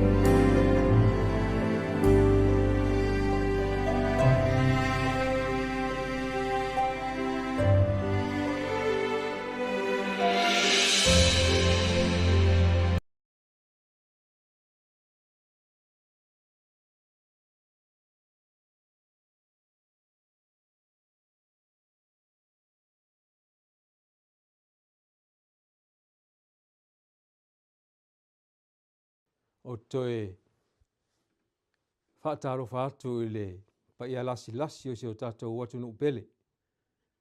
Ai mai se oe e maua mai ia le nei whainga le tauni ngā lotu le nei tu aso o lona sa pati pa ia. A urwhale atu le nganga o le atua ia te oe i lo maota malo lawa le tai au nei. O te fia o whalofa mwhaataro whatu ia te oe le tai au le nei o lona sa pati. A e sa uni fo i e whaafufonga i se wha au whaapitoa mai le atua. Te talo ne e whaamaruru wina le atua lo fina ngalo. E ne a whaingo fia o na ofi ai le whetalai mai o Iova i le so. I ne e tupu maola i se ele o tāpena ina ma suoto sina ina. O le alulu ina ele fatu o le upumoni i le tai au nei. Tau ne e whamanuele atua le au whaafonga. Mai lava i maunga te tele se au i maunga iti. Mai lava i whauru lungo se o tātou watu nuu. Se o lava i se wau pito i titi. Ia i whamanuianga le atua i le nei fu i tai au. La tātou sauni e tapo i atu i le atua. I le vivi i lona vi inga e se lau onus fulu. O le tātou amatai le sauninga le tai au nei.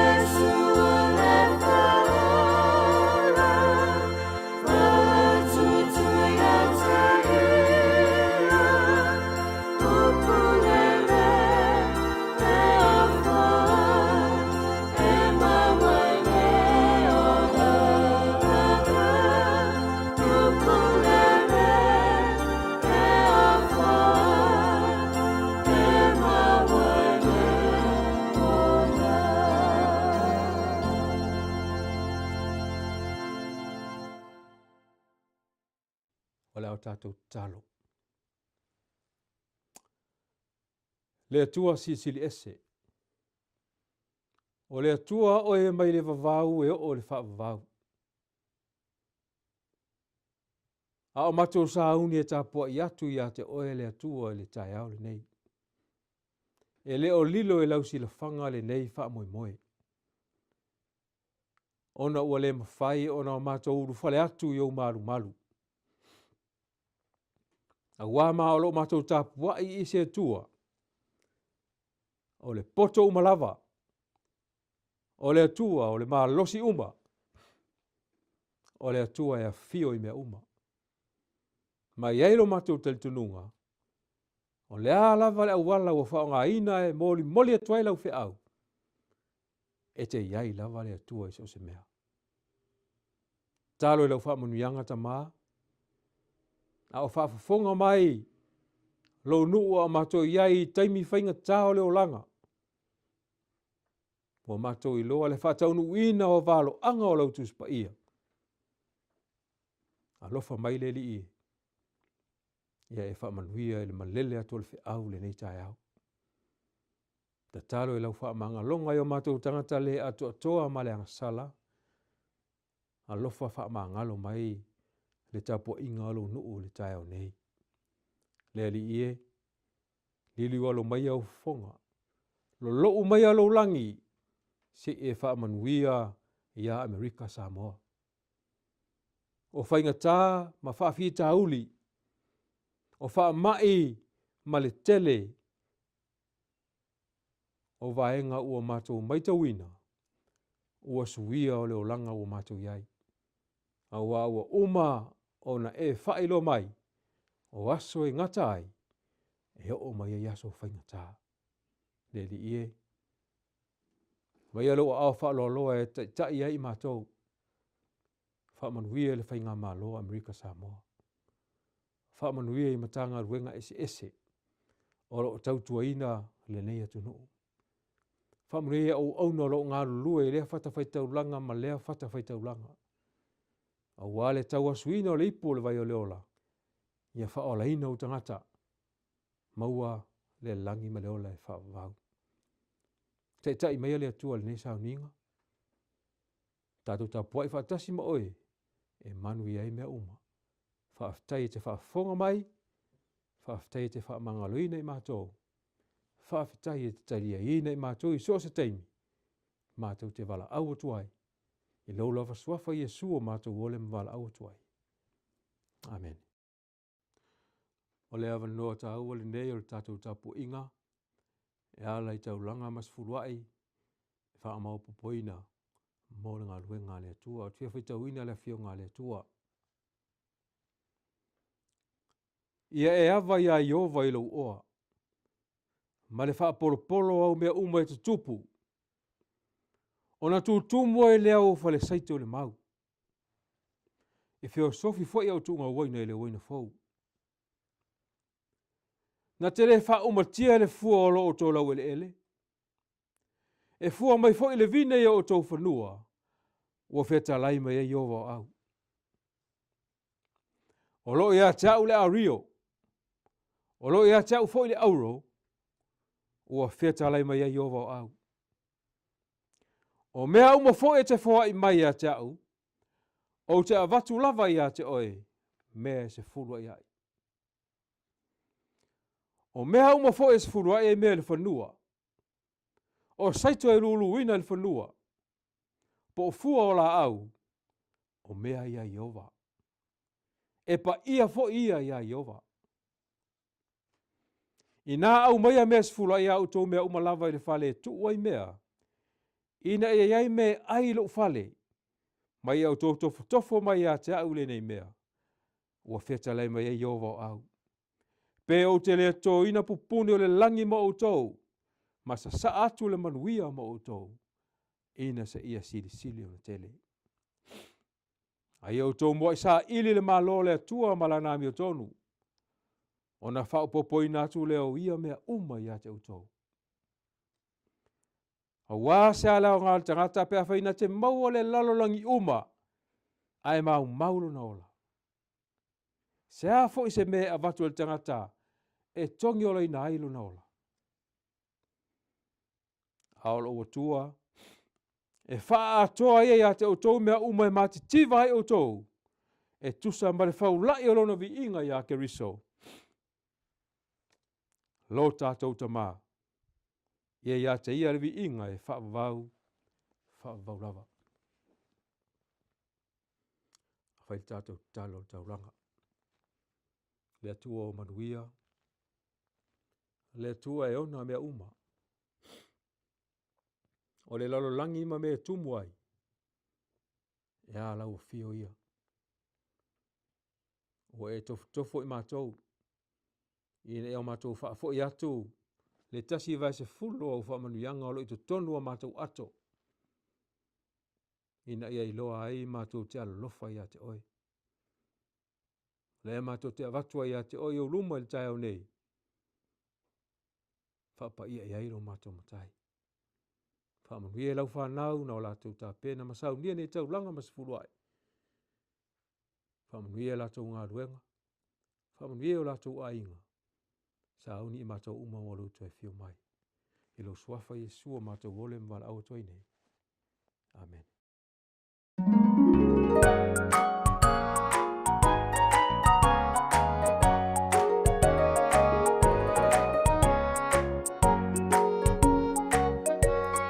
Talo fatamaiti, o le autua tātou tala, o le perafeta na sola ese.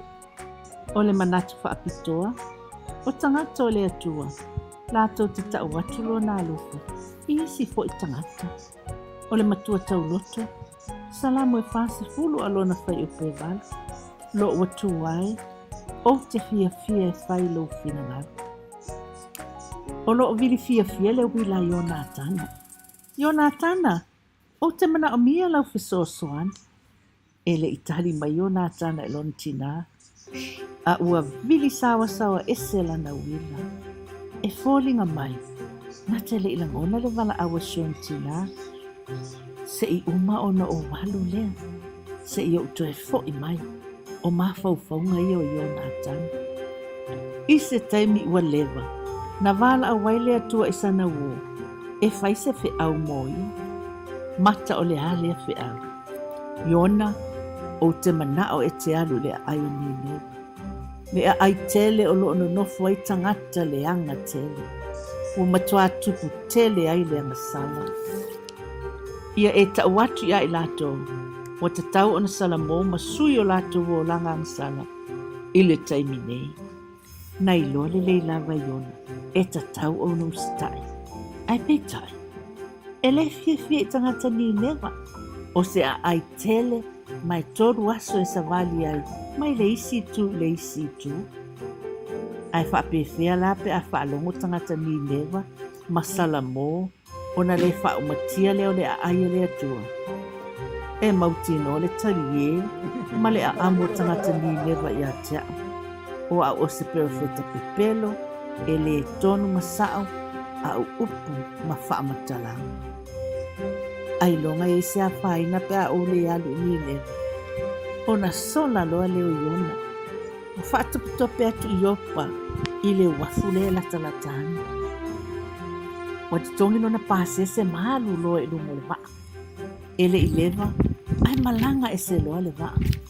Ina walilo atu le matawhanga o na ia manatu lea. Ua osa o loto. Na saa iri saa mae ngā wanoa le waa. Wata oto, moe, o matua moe nga se lata. Ele ilangona Iona le malu e dio le waa.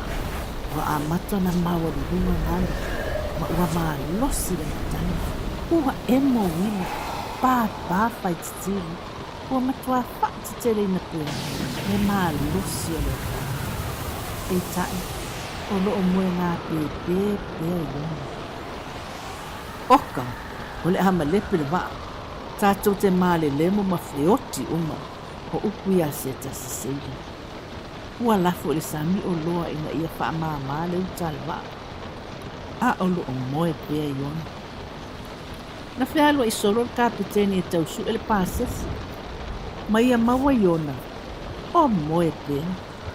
Na awa a vau ia Iona. E wha pēwheo na e moe file mu. A o tupu le nei maa. No fwe lunga. Wala au lo watua. A tone fesoso ani mai ai tātou. Whaapea mai le isi seile. Whais tātou hili. E loa ai po ai watupu ele nei mai. E fōlinga mai. E ai se atua ua le fia. E matua mata utia le winga ese o le leia whāna. na taua li ese yo. Ai tā ofi e seila. O oe fo e te tau ona e iai le vili lea o le awhai. O e loa le nei lava iona, le mafua anga o le nei whaafu tau. Ina ua whai le vili.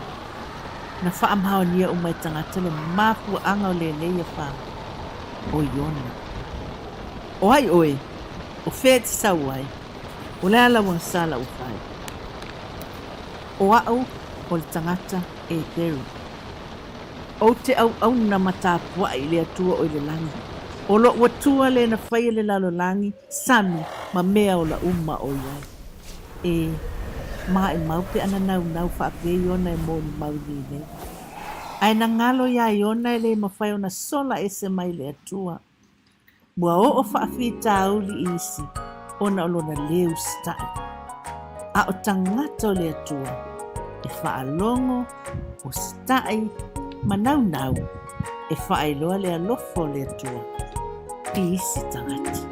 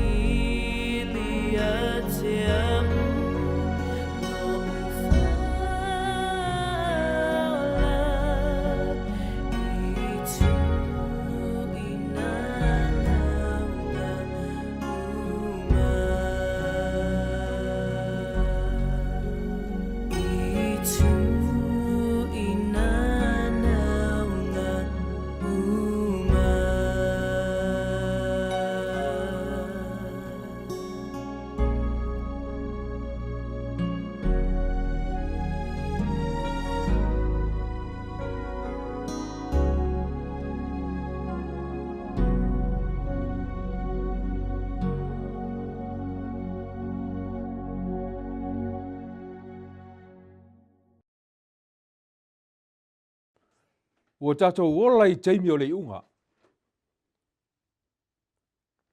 Ua tātou wa aia le whātaunu ina o wālo anga le tuspa ia. Sa alanga ina ma o loo whaawa wina pea e o mai lava I le so. Le tu ina e le atua, I ana au auna perfeta. Na tu ina e le atua ia Ioane.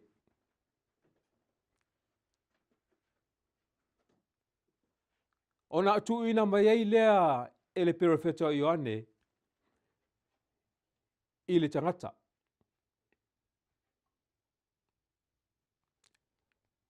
O le tusi o whaalinga lo na mta upo se fulma le whaa. O lo ta oto ai fe au a ngelu e tolu. O le nei fe au, sa alanga ina mai lava I tausanga ua leva. Lea ua o mai lava I le whai ui unga o le whai ngā mea le atua ma le tangata. O lo o wha awa wina pea lona alanga ina o nei fe au. A whai e nisi fe au wha pitoa mai le tusipa ia. E te tau o na wholasia ma wha ailoa I le taimile nei. O fe au a ngelu e tolu. A wā o lewa e soifua I le wha taunu unga o walo anga le tusipa ia. Lea o tātou iai tonu lava. I le taimile nei o le soifuanga o tātou iai. I le mata upo se fulma le whao le tusi o whaalinga. O lo o iai le fe au ala angelu momua. O te mana atu e wha manatu ia te oe le fe au ala angelu momua. Le fe ai na ai loa e yane le motu o pātamo. Fa mai o le e angelu na lele le taulotua ingo le langi. O lo ia te ia le tala le lei e whaavavau. Le tala le lei e ao o na wholofola I nei nuu. Ngā ngana ese. Lanu. Manu umma o le lalolangi. O le tusi foi o whaalinga. O lo o iai whamatalanga e whaatatau I angelu. O te manao I esi lo fia la ua pele le tai au nei. E leo ni angelu na fele lei I le vani monimo, po le langi pe ona whamatala ina le fionga pa ia le atua I valo anga.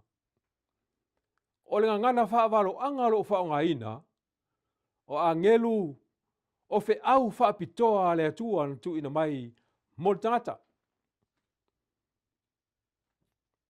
O lona winga pe a whamatala ina se whamatalanga whaingofie. O fe au a angelu e tolu, o fe au whaapitoa a le atua na tu ina mai, e ala mai a Ioane le motu o patamo. E ala mai ana perofeta, lea ua o le taime te tau ai, o na matua wha malosi, ma ia matua wha tupula ia, le fola ina o nei fe au whaapitoa a le atua. O le fe au lala angelu muamua, ti aiva se fulu ma le ono. O le taimina na lia e ai fe au te tele a le atua, ina ia whai loa le lalolangi uma, mea o le atu tupu yaso a muli. Whamele whamtalanga a le fe au ala angelu muamua, ia au tau mata tau I le atua, ma a vatu ia te ia le vi inga, a ua ua o mai le tu waso o lana whamasinonga. Ele ngata na lele le angelu ma le fe au, ai whai mai na alanga leo tele. Lona winga, e ta tau na whata alise atu le fe au le nei, I se au wala vave ia te oe le ua pele. Ai le ngata ilea, ia la ngona mama nino le lela whaafonga I fe au mai le atua.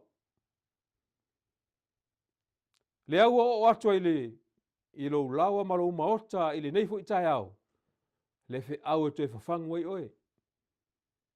Malau tā penanga mo le langi. O le fe au le wha angelu na lua, na wha pia mai, ua pa ua pa u papelonia le ai tele. Awa o ia whainu nu uma i le waina o le toa sao lana whaitaanga. O ngā ngana whaavalo anga o lo whaonga ina papelonia. Rona winga. O le winga o whaamatala ina i upu papelonia. O le ngangana o le confusion. Po o whainu mia i ma whau o tangata. Kene se fulu ma sumal tasi. A maua so taimia o nai whaita wina lea. O lo ta otoa ina le tala e whaatatau le tū lae me o le tangata le no ni marota. O le malosi o le tangata lea na tū lae mai ai. Na muli muli ai le tele o tangata. Ma mawhai ono lato tasi ina e whausia le olo papelu. Ma le mafuanga na le upu papelu nia. E wha vai mai le upu lea o papelu. O le alime na tupu le whausia ina le olo papelu. Te manatu o stala masani. Sila mai le tua ma wha pe atu. Tato uo ifo ia. Se i wha ese nga ngana tangata. Awa ua lato whausia. Awala ina i wha pe ono lato. Fo wai le atua malona malo. La uo le tai o nei. A whai e te manatu lo loto lava iai. O ina tonu lava na mafua mai ai. Le toi ali mai o le tusi leo papelonia i le whengenga i le tusi o tāni elu na mta upu e lua. O lo tau mai ai. Le mea na tupu le nofua inga ne pukanesa. Whai mai o papelonia i le taimi o ne pukanesa. Na sili o na ifo i tupua. Na whaia a lato utupua. O ina fo ina fausia ese tupua o pito tele. Ma whaatonu ina ne pukanesa tangata umba ina ia ifo iai. Te manao te maita umba ili leila wa whea ua angelo totolu.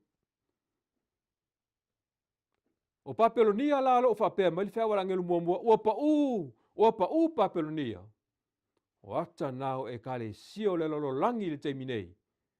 Se wale iloa tangata po whea sa. Ua whenu mia i o lato mawhauwhau.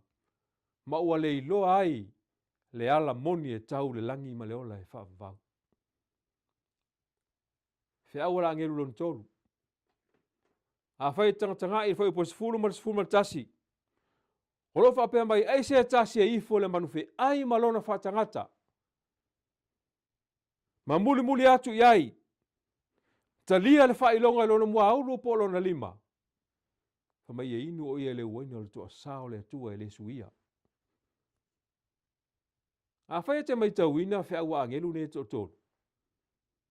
E o ngata tonu umalava. I le fo ua i sa tani le malo le atua i le amatanga. Na whaonga ina i sa tani tangata. Whaonga i sa tani ni marota. Whaonga i sa tani Nebuchadnezzar. Ona fe au lava le tasi al ti Apollo. Ia te el tangata i le tua. Aua ne tapu wa il tangata i le tua. Ai muli i ala le fili ina ia wha umatia tangata. Ma le mafua anga le o manatua i le tai au nei la o pele. O te fia tau tala i se au tu e whape nei. Ua leo toi umi se taimi. Ua leo toi umi. Mai le whaata alo fo ilo mawhauwhau le whiau le tai au nei. E mamafa ilo mawhauwhau. Ma o te langono le whiau te tau e au na whaaso atu ia te oe. Po whea lava o e whaafonga wa ila uo le tai au nei. Ia alofa le atua, ia urufale ilo loto le nei tai au. Ua leo toi umi se taimi. Whiau wa angelo to tolu pe ona ufa ilo atu. O le te o le fili. Ina ia aua ne i ifo le tangata i le atua. Ia manatu i fo le tangata ia mo lona lava le lei. Aua ne i manatu i le atua fo na whaia mea uma. Ma ola wala nana sa ili mai ai le atua ia te oe mau. ina ia ta maua le wha o la tanga o saunia ke riso. Woe wale o toi umi se taimi. O tupu tele ni malama. Ma ua mawhai he ona whausia e tangata po o sei en tisi ata mamai. Ni masini va ai tau e loa ai le tau a o le i o mai. Ina ia predict pe valo ia ai e masini nei. A o le i o mai a wha. A o le i o mai tau lolo wā. A o le i o mai tsunami ma mafui e. A ua uma o na longo pui a li ili tangata. Ina ia sauni mata pena. Mo le afio whaalua, mo le o mai o whaafi tauli. Onga ma mala whaali natura. O masini nei ni o whausia e tangata atama mai po sa enis. Ua o lato i loa le lei i le taimi o mai ai a wha. E o mai ai ti munga matau lolo wā. Le ngata i lea e wha loa mai e masini nei. Pe on tato moli mawina i le so. Ua iai sai lini whapitoa ua whaia i lea nuu ma lea fio anga. Ina ia longo mai ai tātou o le tsunami o le aho o mai. Ia tā pena tangata masauni molo na saunga le mu. E whapena umalava. Le taimi puu ma le titi. O loo whaonga ina ngā lue ai masini nei. Ina ia vave o no o mai le au. Ia i loa tangata le taimi e tā pena ai. A tonu e whapena foi la uo le nei tae au. Le la i titi ma le puu le taimi ua su e tangata le fionga le tua. Ai tō tila fia o le tuspa ia. Na pau lea. O le tusi o lo whailoa mai ei whailonga le taimi. Ua o mai. Ua va aia. Ma ua le toi mawhai o na ufitia e o mai lava i le so. Le tele o whailo ilo ua va aia le larolangi le taimi nei. Uoe e leo toi umi se taimi. Te whi whaitawina la fionga pa ia le tua o e whaafonga mai. Il tuso mātai e rona mta upo sifu le ono. Whai upu mua e whangata mai i le whai upo e wha. Whaafonga mai e la fionga pa ia le tua o te whaitawina. Mātai o mta upo sifu le ono. Whai upo mua e whangata i le whai upo e wha. Whai mai le whamtalanga le tuso pa ia. Ona o mai ei lea o la ufarisai o mala usatu kaio. Ua lato whao soso ia te ia. Ua whai mai. Ia whaari atu ia te ilatou sa whai longa mai le langi. A ua tali atu o ia ua whape atu ia te ilatou. A o ila fiafi. Ua o tau whai ane. E lau fie. A ua mumu mai le langi. O le tai au foi ua o tau whai ane. Se wanga le aso. Awa, ua mumu mai, ma wha malu ifo le langi. O tau tangata pepelo, ua o tau iloa, o na mata wina mio le langi. A o wha ilonga o tau sanga, tau te le mawhaia ea. O le tupulanga leanga, ma le muri lulua, ua sa ili mai se wha ilonga, a ele ai se wha ilonga e vatu iai, ua na le whailongo i Iona, le perofeta, o na tuua lea ia i lātou ai mali wese.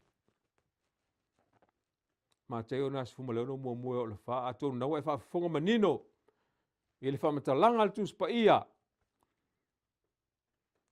Ona o tangata wharesai o mala usatu kaio. O tai o lotu, o tangata i whaia tu la fono. O i tu ainga maolulunga i to tonu o iu taia. A whai te meitawina le mea na o lato whai. Nā e whesili tofo ia Yesu. Nā e wha oso Yesu. Ine e wha iloa atu ia i lato le tamai ma le poto le li whaola. Ona whetalainga na ia o tuai a te ilatou.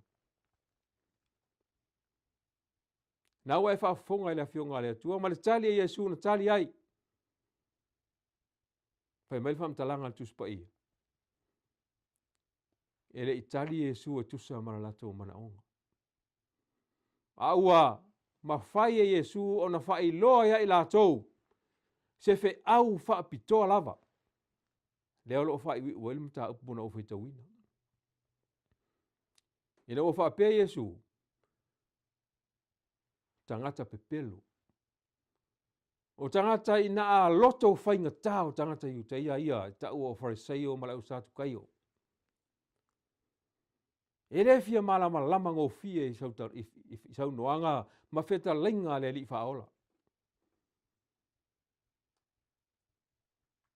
Ai whai mai Yesu, o te lea wātua ia te utou ni whai longa. Ai o te avatu ia te utou le tala i le profeta o Iona. O le fesili. O le asa mea o loo whai loa mai le tala ia Iona. Walai ona si mai Yesu le tala le avatu le au Farisaio ma le au sātu kaio. Mua. Na whaata ua Yesu le liliu o tangata o Nineva i le wheau Iona. Na liliu fo i le atua, ma sui lana whai unga, ina ua sala mō le tupu se ia o lava i tangata. Whaapea fo i manu o Nineva. E le wheau na ia fifi na e leo malama lama e leo Farisaio ma leo sātu kaio. O le tala le nai a Iona, na avatua ia te ilatou, ua tatau o na liliu. Ua tatau o na sui. Sui mai le loto whainga tā. Ma le maa o latou loto. Ai ua tatau o na whaia le mea na tupu i Nineva. Ua tatau o na sala mō. Fo i le atua. Ina ua o latou maua le wheau. O le mea launa lua. O le vainga na tupu i le tala ia Iona. A o iai o ia le manawa le ia whamai e toru po, toru au. Na ia Iona le manawa le ia. Wa sila fia le Yesu. Le pepelo ma le whainga tau tali toru o tangata nei e tau o Farisaio ma le usatu kaio. E fia pa ia ai le loa le mea tau o le ola pa ia.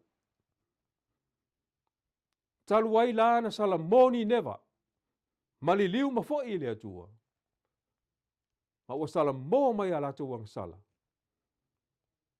Ona li liu ai lea masui le whai unga le atua. O le whiau lena na avatu e Yesu i au Farisaio ma lau sātu kaio. Ina ia o lato i loa, ua o le taimi e te tau i ona liu. Sala mō ma fo i le atua. Ai ile vaenga o mai e whatatau, i le iai o Iona le manawa le ia. O le fesili o te fia fesili ai. Ai se ana to ili liwa i lafi na ngalo le atua, ma whaola i nai tangata Nineva. Iona mtau mo mofa po suma fitu. Na tō fia e o valei a tele. E folo ina Iona. Na iai fo Iona le mana vole ia, e tolu au. E tolu fo ipo. Ile matai o mtau po suma le lua. Tol sumal vali o le fa sumal tas. O loo fa ai loa mai e ina se fa matalanga. Na fa pea tua Yesu. A o le ata li o le tangata. E iai o ia le tuunga mau. Iau e tolu. Ma po e tolu. E le loto le wheau a Yesu na avatu lau Farisaio. Ma o te le mai loa. Pena iai se Farisaio po se satu kai o na iai loa ina ilo na mafau. Le mea lo tau tala tuai le li faola. E le ngata li liu pe na li liu le tupu matanga tau Nineva ma fo i masala mō mai ala tō ang sala. Ai fai mai, o le ata li o le tangata. E iai fo o ia le tunga mau. E tolu po, tolu au. O le ata manino le na. Na sau o Yesu e maliu mo i tātou whanau ang sala. na saua Iesu, e leo se loto o Iesu. E leo se loto o se tangata, e leo se loto o se angelu. Pei la vole ia na tō fia e le atua. E leo se tafola, po se ia e masani ai. O le ia whaapitoa na umai e le atua e folo ina iona. Ine au toi mamoli iona e aiwele whi au ini newa. E whapena le taulanga tongi ola na saunia, e mafua mai i le alofa tu no le atua. Na ma liu ilo na alo e tō tasi. Ina ia le whano le tangata. Aia maua le ola e whavau. E lua i toa i ngā valo anga lo au maia i le awhionga le atua, o te whia au maia i tai au nei. O le valo anga mō mua, e taua o le local prophecy. Lea i ele whi au lena i Nineveh. Local prophecy, o le toa i ngā valo anga le nā, e whaalango lango i le whiliwhilinga le tangata. E mawhai o na toi li liu masui le whai unga le atua, pe asala mō tangata. That is conditional. O le valo anga le nā peina tupu le taimio iona. Pe tai usoe. O le si valo anga e lua ai toi ngā valo anga lo i le whionga le atua. E ta o le apocalyptic prophecy. Po o fe au e le mawhai o na toi li liu le atua. Ma toi sui ai po le alawa filfilinga tangata. O le polkalame lava ia le atua. He's coming back. E toi fo i mai. Yesu ke riso. E au mai lau taui ma lau taui. Ta ua tele la ia te au le tai au nei. Le fe au wha apitoa o le sa pati le nei o te fole natu mo oe la ua pele o e wha fonga mai. A whai e te wha fonga.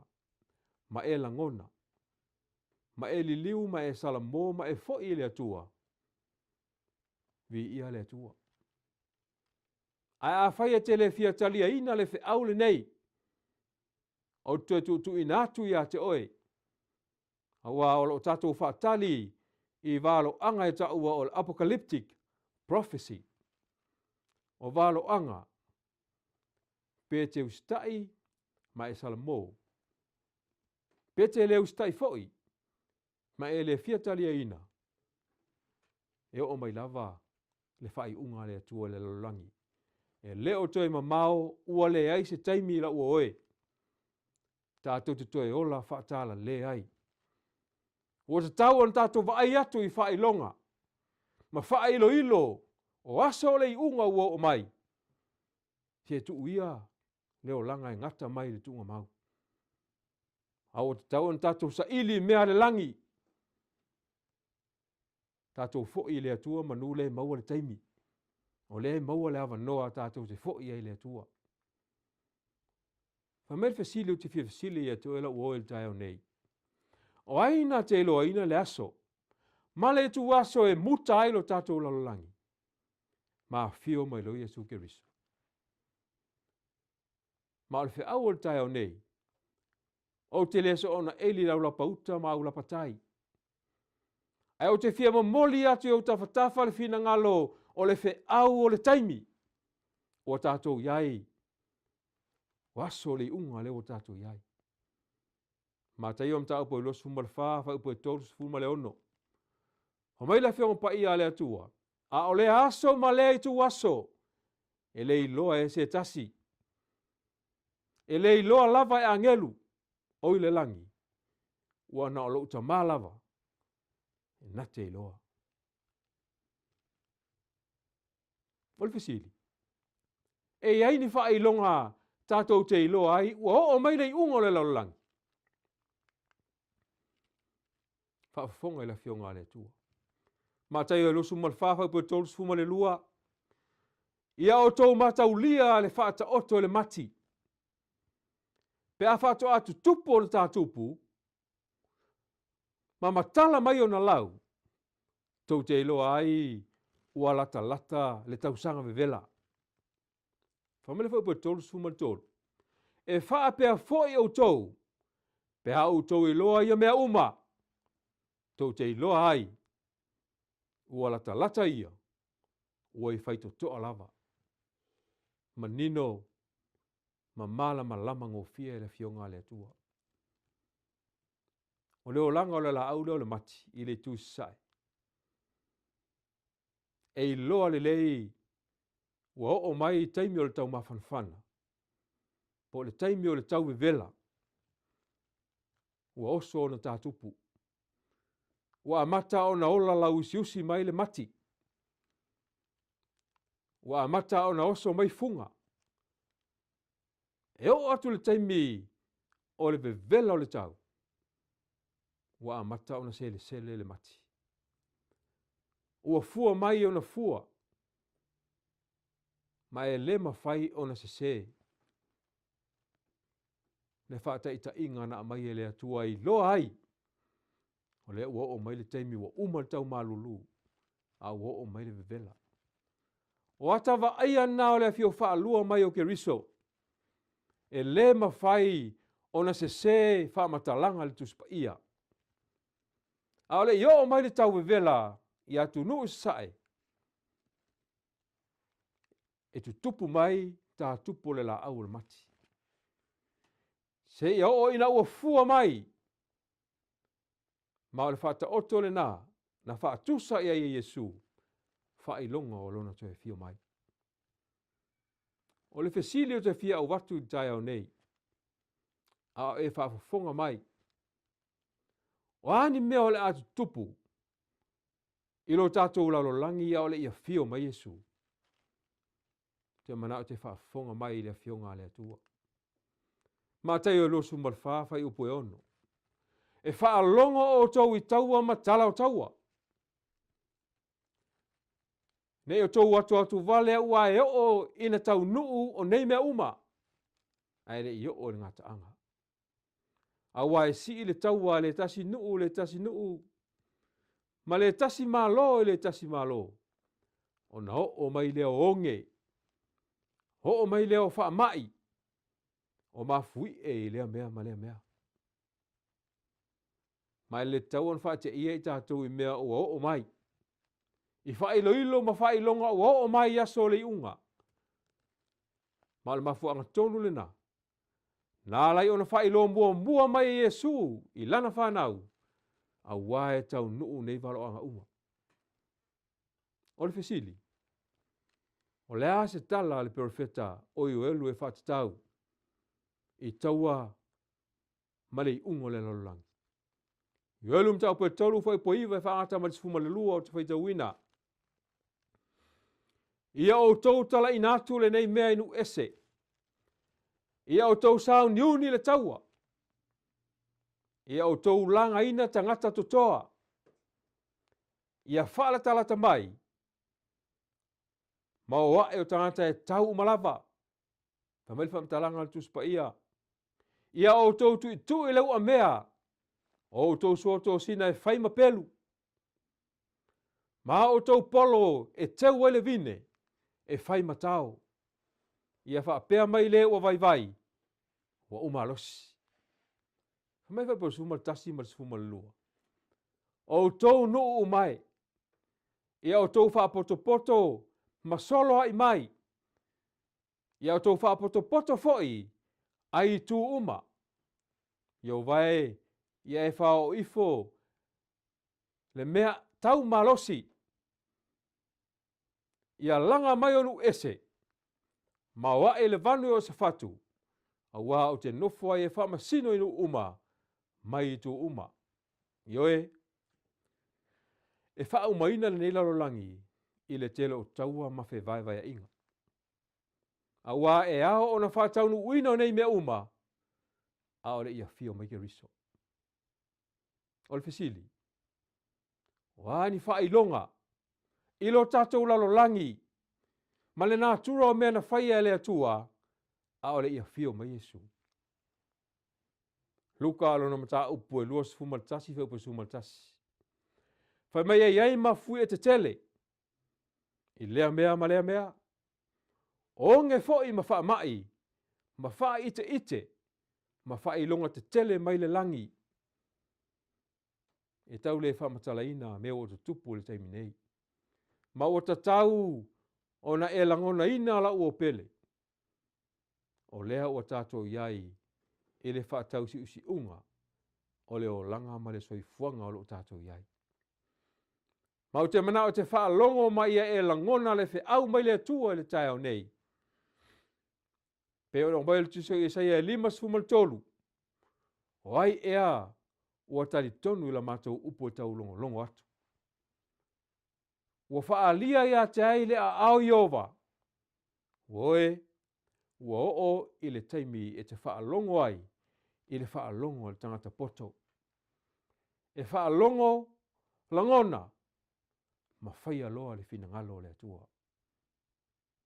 O le fesili, e iai ni whailonga, e whaatatau tamau a inga o lo tātou lalolangi, ua iai nei. Tali le tuspa ia, ia kopo mta upo 5 whaupumomoma le lua. Whautama ia, o tau e tamau a inga. Ia o tau whetā ngisi maui o, ona o pupua ngao le a o mai, ia te o tau. Whamai whaupu e lua. Ua pala la o tau o loa, ua ati atia ho o tau ofu i monga monga, ua e lea o tau auro maario. La ua pe le tai au nei. Ia wha o ngā male alofa lau tamau a inga. Ai sea, aua e leta tau on e manatu wha pito, ma wha putu au tamau a inga, aua e pala, ma ati atia e monga monga. E uile e lea, ma wha lea ngaina. Aolo o mativa ma mana o mia e leisi o uso se fesoasoani. E whai mo aina o loa pea a mia lo wola nane. Ua tuputele mo o whaatele ina iei tu ainga, whai longa, i aso le unga lo eso i fua mo wola ai. Fawai maleanga lei. Fawai mo le tangata o lo mana o mia, lau fesoasoani. Whai upo e tolu ma le whai upo e whale tusi lewa leo ia kopo. Hamail wha mtalanga le tuspa ia. E whai whai ma moli mau ia te utou. Ho latou ele. E aina ia o tau tino pe o se afi. Ua o tau wha putu me o naso e ngata ai. Whauta. O le totongi o e ngā lulue. He na wha putu le fua o tau whanua. Ua tau fia e o tau. Ua alanga ia. O le alanga foi. O e na sele saito. Ma o whaafonga ina lava ele ali o sapaota. Company. Le malo. E ka le sia. Seiva ai po le leo na tutongi nei tangata whainga luenga. I la tōlo o suatia. I el whanua. I la tōlo o sautia i le ao. Ma la ina. I le vevela o le la i ngā luenga. Whai mai a kopo. O loo whaafonga ina i ova. Le oi o tangata. Oe. O le lata tele mai o le afio mai o keriso. O le whaatele ina fo i lea o ia whailonga. Ma whaatupula ia pea. I aso ua eso i fua ma wola ai. Whamairi whai upo i 5 o te whewhaita wina. Ia kopo mta upo i 5. Ua o tau no nofo i le nuu ma le solo le lei. Ma le fia i la le tino. Ua whawhanga ina o tau e o tau whapei o manu mo le aso e whawhasi ai. Whamairi le whai upo i ono. Ua o tau whaasala. Ma whasioti lea mi o tonu. Ua le te mai o ia ia te o tau. Ua pele tai o nei. Whaamata ele o e lea o lo e whaafonga mai le whiau le tai o nei. Lea te tu ina nau le ai mainu. Ai mai se o le nā lava e te eva whaasama noa. E au noa mase manatu i le aso i ova ua lata mai. E te tau o na sauni. Mo lona to e fio mai. Ua tātou soi fua i taimi. Ua fia tangata a ai mainu whailonga waso le unga. Whailonga oi whaito toa le a whio mai lo tātou li. Tau sami e ola. Ai aua tātou te ola e ai. Leanga le tasi le nā whailonga I loa yaso le unga. Ua ai mainu tangata. A tōne te oe whaapea mai. E le aia se whiaua le nā whai whiaua. That's my business. Au te whai atu ia te oe. Wa o la fe au le atua. That is my business. O te fia tau ia te oe. Leanga e leo le leile upo lo fa matala ina ai le tuso ia kopo e lima fai upo e lima. Fa mai wa fanga ina o tou fa pe o manu mo le aso e fa fasi ai. O vai fa mai. Wa fainga tā. Ona maua le soifua maloloina. Ona o mafatele. Ua maua lunga o tātou pauna. O ta tau ana toi sila e lau tau mafa. Ma lau tau sami. Ina I o mali nāso. Ua e sauni mo le fio mai o tātou matai. Fai upo e fitu le tusi lavlau ia kopo mta upo e lima. O le nei le au soi. Ono sa ia se ia o le fio mai o le alii. Fauta. E faatali le ngalu e whanua e le fua o ngao le lele. E faatali tali ai. Se ia maua le wanga mua mua. Male muli muli. Ia ono sa I foi o tau. Ia faatu mawina o tau loto.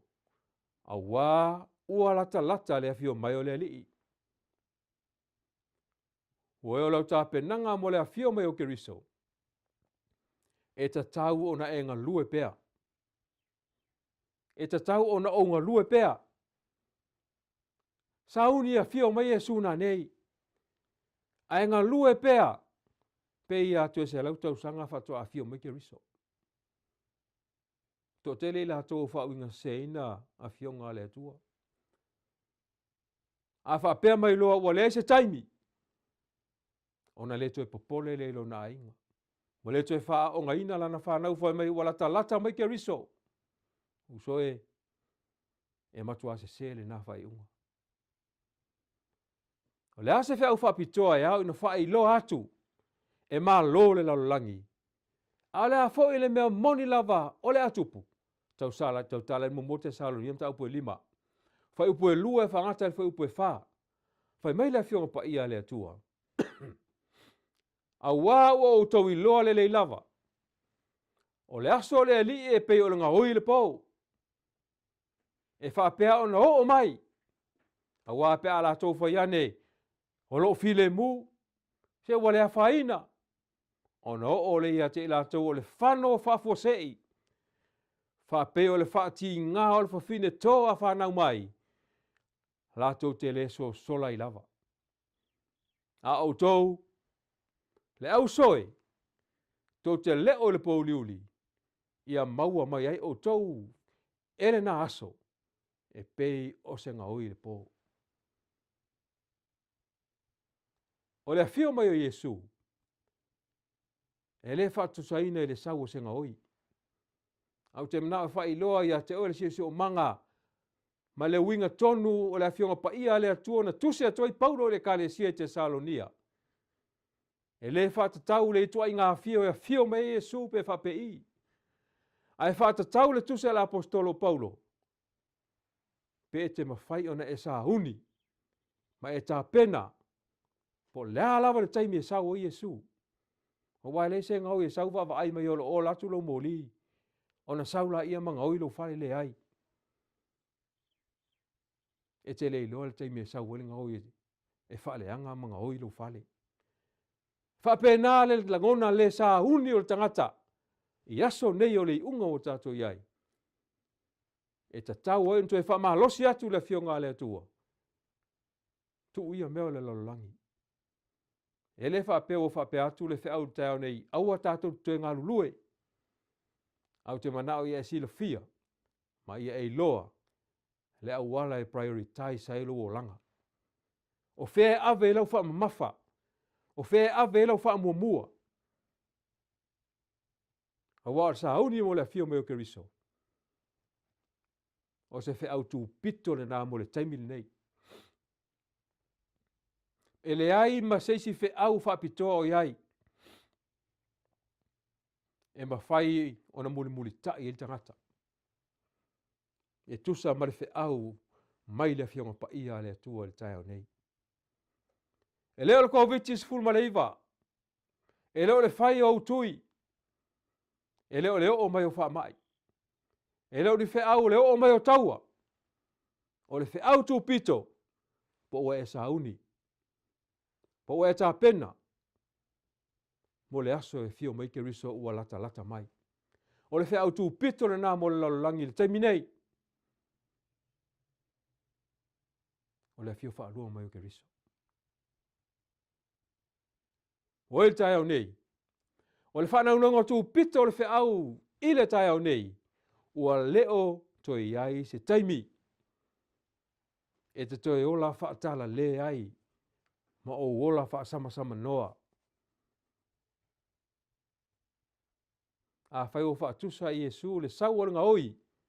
I le pō. I lona fio mai. Wa e sauni. O le winga moni lava leo le whea au a Jesu. Ma e mwhaina o wha pe atu. Ai longa. Ua e sauni mo le aso.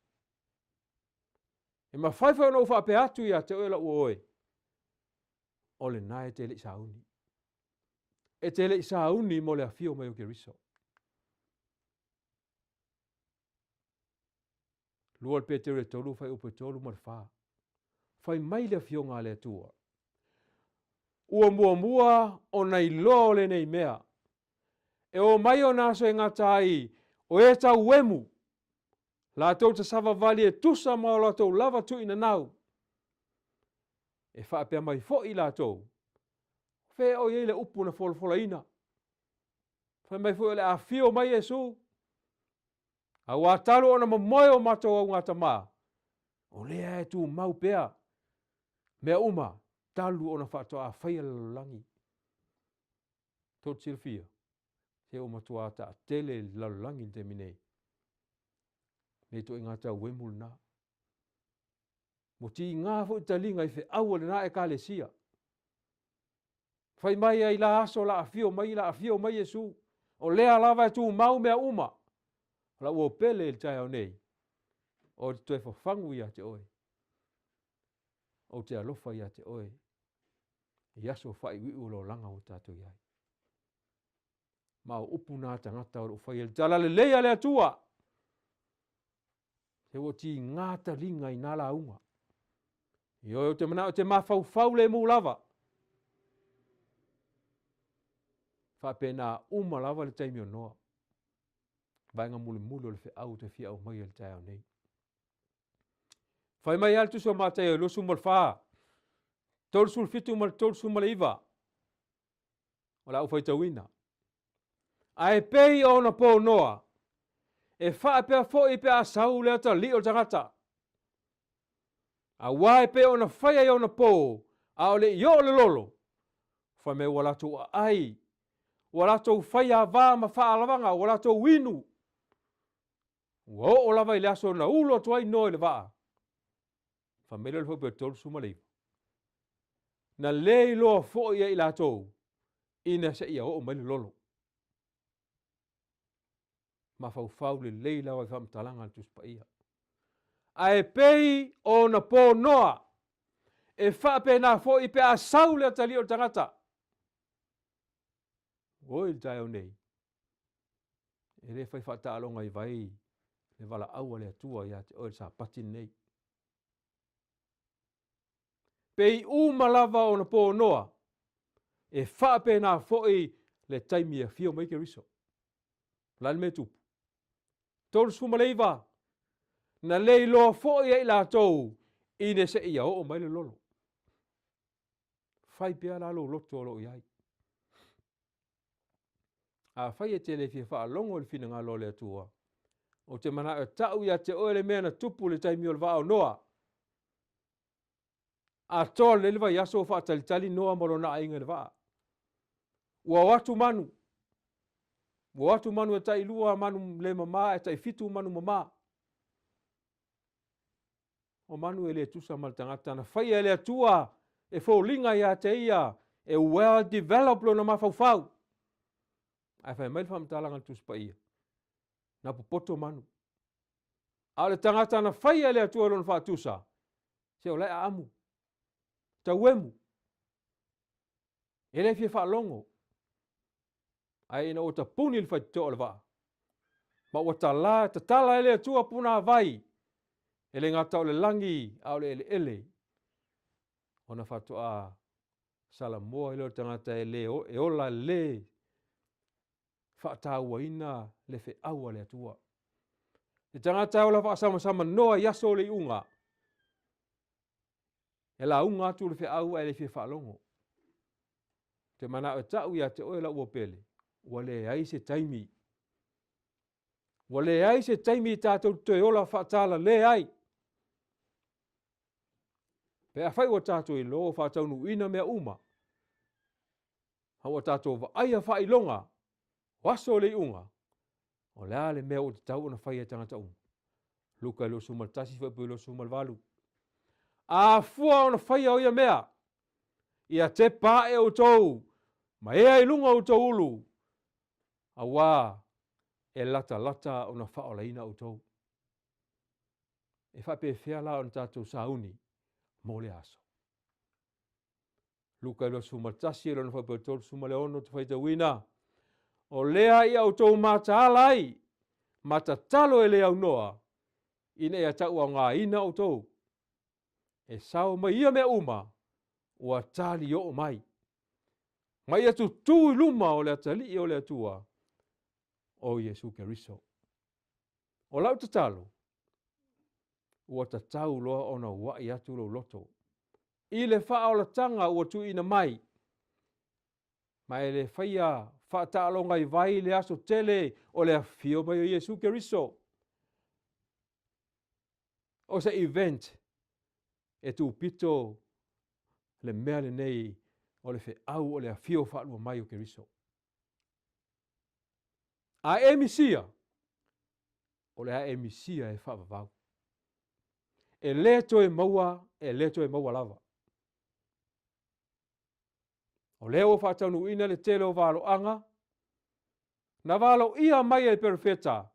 Se ia o mai lava i le so. O lau whesili mo o e la ua pele li tai au nei. Ua e sauni. Ua e sauni. Ua le ai se taimi. Ua le ai se taimi o tutoi. Whamanuia le atua e lau whirwhiringa. O lau tutalo. Ia o tātou maua le langi ma le ola e whaavavau. Ia ngā lei mai le atua. Whamanuia atu le atua ia te oil tai au nei. Ono le swafo Yesu. Amen. Ua mol mai le nei sauninga i lona whai unga. Mai whai uina le tātou sauninga le tai au nei le vi inga se lau ma le lima. O le a saunia e lau whai pese. Tonight,